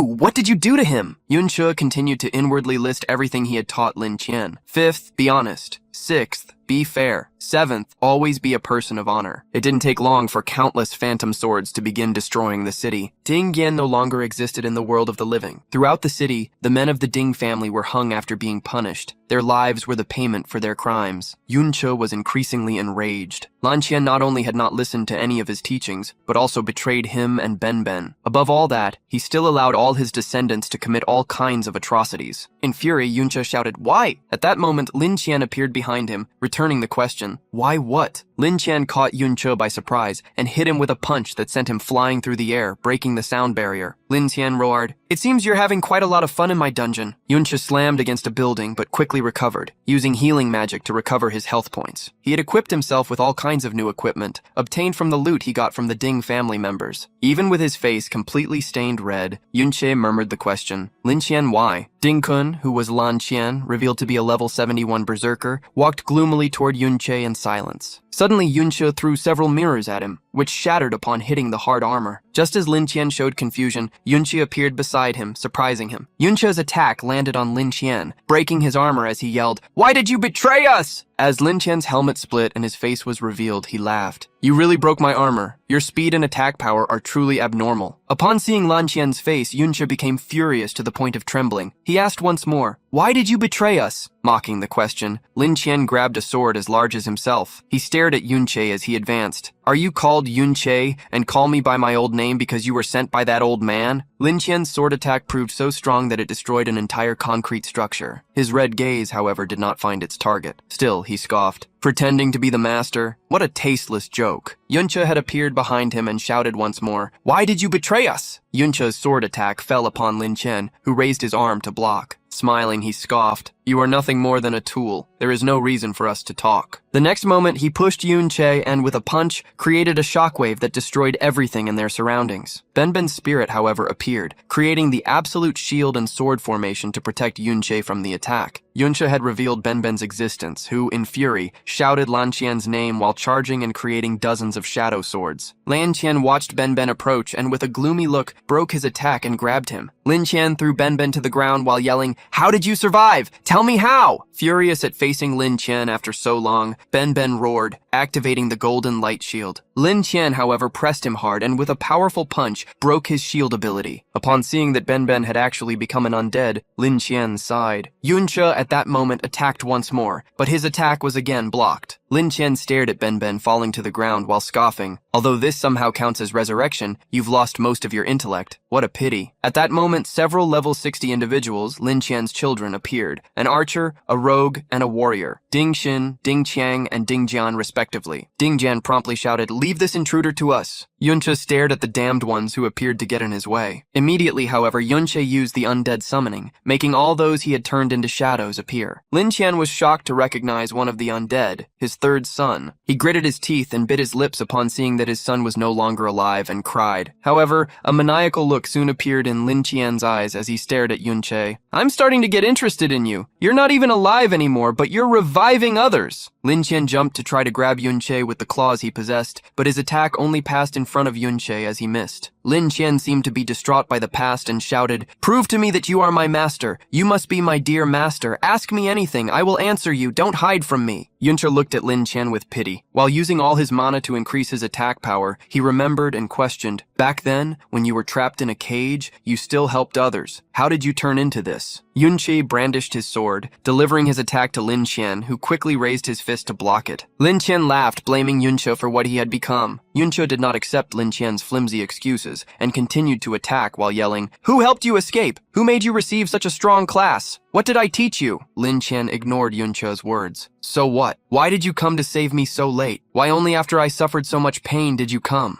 Lin Qian questioned things that didn't even make sense. Why can only being your disciple, or being a knight's son's disciple, allow us to live comfortably? Why does everyone treat them politely? Why does Qian Benben receive the same treatment as me without suffering anything? Lin Qian stopped attacking as he continued to ask, "Why is he better than me at everything? Why do you care about Qiao Benben? Just because he was born cleaner?" At such a point of madness, Lin Qian already began to shout at the heavens. Distraught, bitterness surged in Lin Qian's chest as he began to stutter in his questions. "Why? Why did you make me receive the berserker class? Because I am shy. You forced me to become a berserker? Shouldn't I become a guardian knight with high defense instead?" Faced with so many questions, Yunche sighed before answering. "When did I ever favor anyone more?" He pointed his sword at Lin Qian, reminding him, "Weren't you always acting as if you wanted to become braver and stronger?" Driven by suppressed feelings, Lin Qian roared, "Because you prefer people of that type. You prefer people like Benben." Lin Qian began to tremble as he remembered. "I clearly tried everything to act bravely, but you only started to look at me favorably then? Deep down, you despise my birth, don't you? Stop pretending. Sympathy, humility, stop talking about these so-called knightly virtues. Did they make life better for me? Privileges come with power and status." Lin Qian was already trembling, his eyes becoming redder and redder as he shouted, "I'm not an idiot like Benben, who was fooled by your lies and wasted his time and opportunities to level up just to save others." Laughing, Lin Qian questioned if Yunche really dared to call him a traitor. Overflowing with power, Lin Qian showed the power and status that Luo Wei could give him for switching sides. With an evil gaze, he provoked, "Take a look at what Benben's descendants have become, and where my descendants are." He laughed as he remembered, Benben's descendants can't even get out from under the Ding family's heel. Now see where you are and what status Luo Wei has. Ha ha ha ha! Tell me, who made the right choice? A powerful aura began to rise around Yunche. Sparks of energy leaped from his body with the increase of his attack power. With great fury, Yunche cursed, "You damn ungrateful wretch!" Yunche immediately threw several pieces of glass at Lin Qian. As the glass fell near the old disciple, Yunche used the mirror world to approach and, from various angles, launched his attacks, sharp cuts that fell upon Lin Qian. Lin Qian tried to attack Yunche, but the protagonist showed superior speed to continue attacking and destroy Lin Qian's armor blow after blow. It wasn't long before the entire upper part of the armor, including the helmet, had been destroyed. Preparing a final blow, Yunche yelled, "You cannot be compared to Benben. You cannot even match one of his toes." However, as soon as the armor was destroyed, Lin Qian began to laugh heartily. The effect of his berserker class was met for the activation of the berserk body. His attack increased by 300%, and his speed by 200%. Now, the lower his health points, the more attack and speed he would receive. Laughing, he charged at Yunche. "You admit you favored Benben? You truly are a hypocrite!" When all of Lin Qian's stats were enhanced, Yunche was surprised. Against Lin Qian's speed, Yunche could only enter the mirror world to hide. Lin Qian's attack carried fury and chaos. The arrogant slash cut across half the city, creating an abyss. As soon as he dodged using the mirror world, Yunche reappeared. Lin Qian had already guessed that Yunche was using the mirrors to dodge and deflect, and that without them, he could no longer hide. Lin Qian promptly activated a berserker exclusive ability, making a red rain fall from the sky. The red began to paint the shattered mirrors on the ground, making them useless. While the corrosive rain caused damage to Yunche, Lin Qian yelled in provocation, "Face me! Shouldn't knights be fearless? Come practice the knightly virtues you taught." With the rain, Lin Qian grew stronger and stronger. His smile widened, as did his madness. With a grin from ear to ear and a red gaze of madness, he stated, "I was right about everything. You only talk about virtue when you are safe. A child who hasn't suffered doesn't understand what life is. Have you experienced the pain I felt to speak about compassion?" Lin Qian swung his sword, launching an energy slash that flew toward Yunche, who, by leaning back, managed to dodge, causing only his cloak to be cut. In the meantime, Lin Qian had already moved to his side. "You just play make-believe. You think friends and apprentices will always support you. A true joke." Mocking Yunche, Lin Qian attacked him with an explosive blood rage strike. The energy slash tore through Yunche, who couldn't even manage to dodge. The protagonist fell to the ground, destroying everything around him. At this point, about 10% of Yunche's health points remained. His mana was even lower than that. Seeing the pathetic state Yunche was in, Lin Qian laughed heartily, scoffing that he was nothing without the mirrors. The protagonist quickly used the mana he had left to heal some health points, but the damage caused by the red rain was greater than what he could heal before his mana ran out. Lin Qian walked up to Yunche, stating that he wouldn't attack him, since he wouldn't even survive the continuous damage caused by the rain. As soon as Lin Qian approached, Yunche used all his strength to brandish his blade and attack, but Lin Qian simply placed the great sword in the way, blocking while scoffing. "You weren't so delicate before. This is the price of naivete. Be grateful to us. Only through betrayal does one mature." Although his sword was blocked, Yunche retrieved a dagger in his other hand and launched another attack. Lin Qian dared to block the attack with his bare hands, grabbing the dagger. Using his strength, Lin Qian managed to take the dagger from Yunche with one hand and swung his great sword with the other, continuing his taunt. "You failed to reach the peak of the mortal world. That must be a terrible feeling, mustn't it? Knowing that Luo Wei became the supreme king, revered by the masses, while you are called a traitor. Aren't you jealous?" As he spoke, Lin Qian launched a heavy attack, forcing Yunche to block with his sword. But due to the force of the attack, Yunche was thrown back and fell onto the rubble. With the rain continuing to fall, even with the healing he tried to use, Yunche barely managed to maintain 2% of his health points. Seeing that Yunche's health points were about to zero out, Lin Qian walked toward him, dragging his heavy sword. With a mocking smile, he offered a way out. "The only way to stay alive is to hold my hand. As long as you admit you were wrong and kneel begging for mercy, I can still keep you as a pet." Dominated by the desire for eternal power, he also demanded, "Of course, on the condition that you hand over the secret of resurrection to me." At that moment, Yunche murmured, "I was wrong." Retrieving the sword and the nether, he concluded, "It was a mistake to rescue you. It was a mistake to trust wolves." A golden energy began to surge around Yunche. His level increased, recovering some of his health points and boosting his stats. Surprising Lin Qian, the protagonist continued, "It was a mistake to think that leading by example could win people over. It was a mistake to think that good people wouldn't turn bad." While Yunche spoke, his undead continued to hunt in the mirror world, providing the experience points that made him level up. A new ability was also received. Reversed, Radiant Acceleration increased the speed of all allied units. As soon as he recovered all his health points and began spending mana to increase his attack, Yunche continued, "It was also a mistake to rigidly follow the knightly virtues. To deal with trash like you, they are not necessary." With all his health and mana points restored, Yunche immediately cast all the buffs he possessed and continued to stack attack bonuses. At this point, due to the energy accumulated in his body, Yunche's hair changed to a spiritual platinum color. With fury, he roared, "To deal with people like you, all necessary means can be used." Yunche advanced at a speed that startled Lin Qian and swung his sword toward him. In the last second, Lin Qian moved the great sword, blocking Yunche's attack. But the protagonist did not give up and continued to attack, trading sword blows continuously, pressuring Lin Qian for the first time after he had gained the stat boost. Lin Qian did not spend the entire time defending himself. Thanks to the boost in stats when his health points dropped, he became faster and managed to launch a horizontal slicing attack against Yunche. Laughing heartily, he had become excited by the battle. "This is how it has to be." Still, he had time to scoff. "But master, I thought you had learned a specialization in dual wielding, but it seems you just hold two swords and attack blindly. Using a battle method you can't manage is asking to lose." Convinced he had the advantage in fighting style, Lin Qian began to advance. With an attack filled with energy, he sliced through the air toward Yunche, who disappeared before being hit. Lin Qian was confused when Yunche disappeared, when he realized he had already been hit from behind. Lin Qian coughed heavily, wondering how that was possible. Knowing Yunche was behind him, Lin Qian swung his sword backward, but Yunche disappeared once more. Desperate, he yelled, "Weren't the mirrors broken?" It was then that he noticed the blood on the ground. As soon as he He stepped in the puddle and it splashed. He could see the reflection in the liquid and understood the essence of Yunche's ability for the first time. Immediately, Lin Qian used his ability to gather all the blood energy. He roared furiously,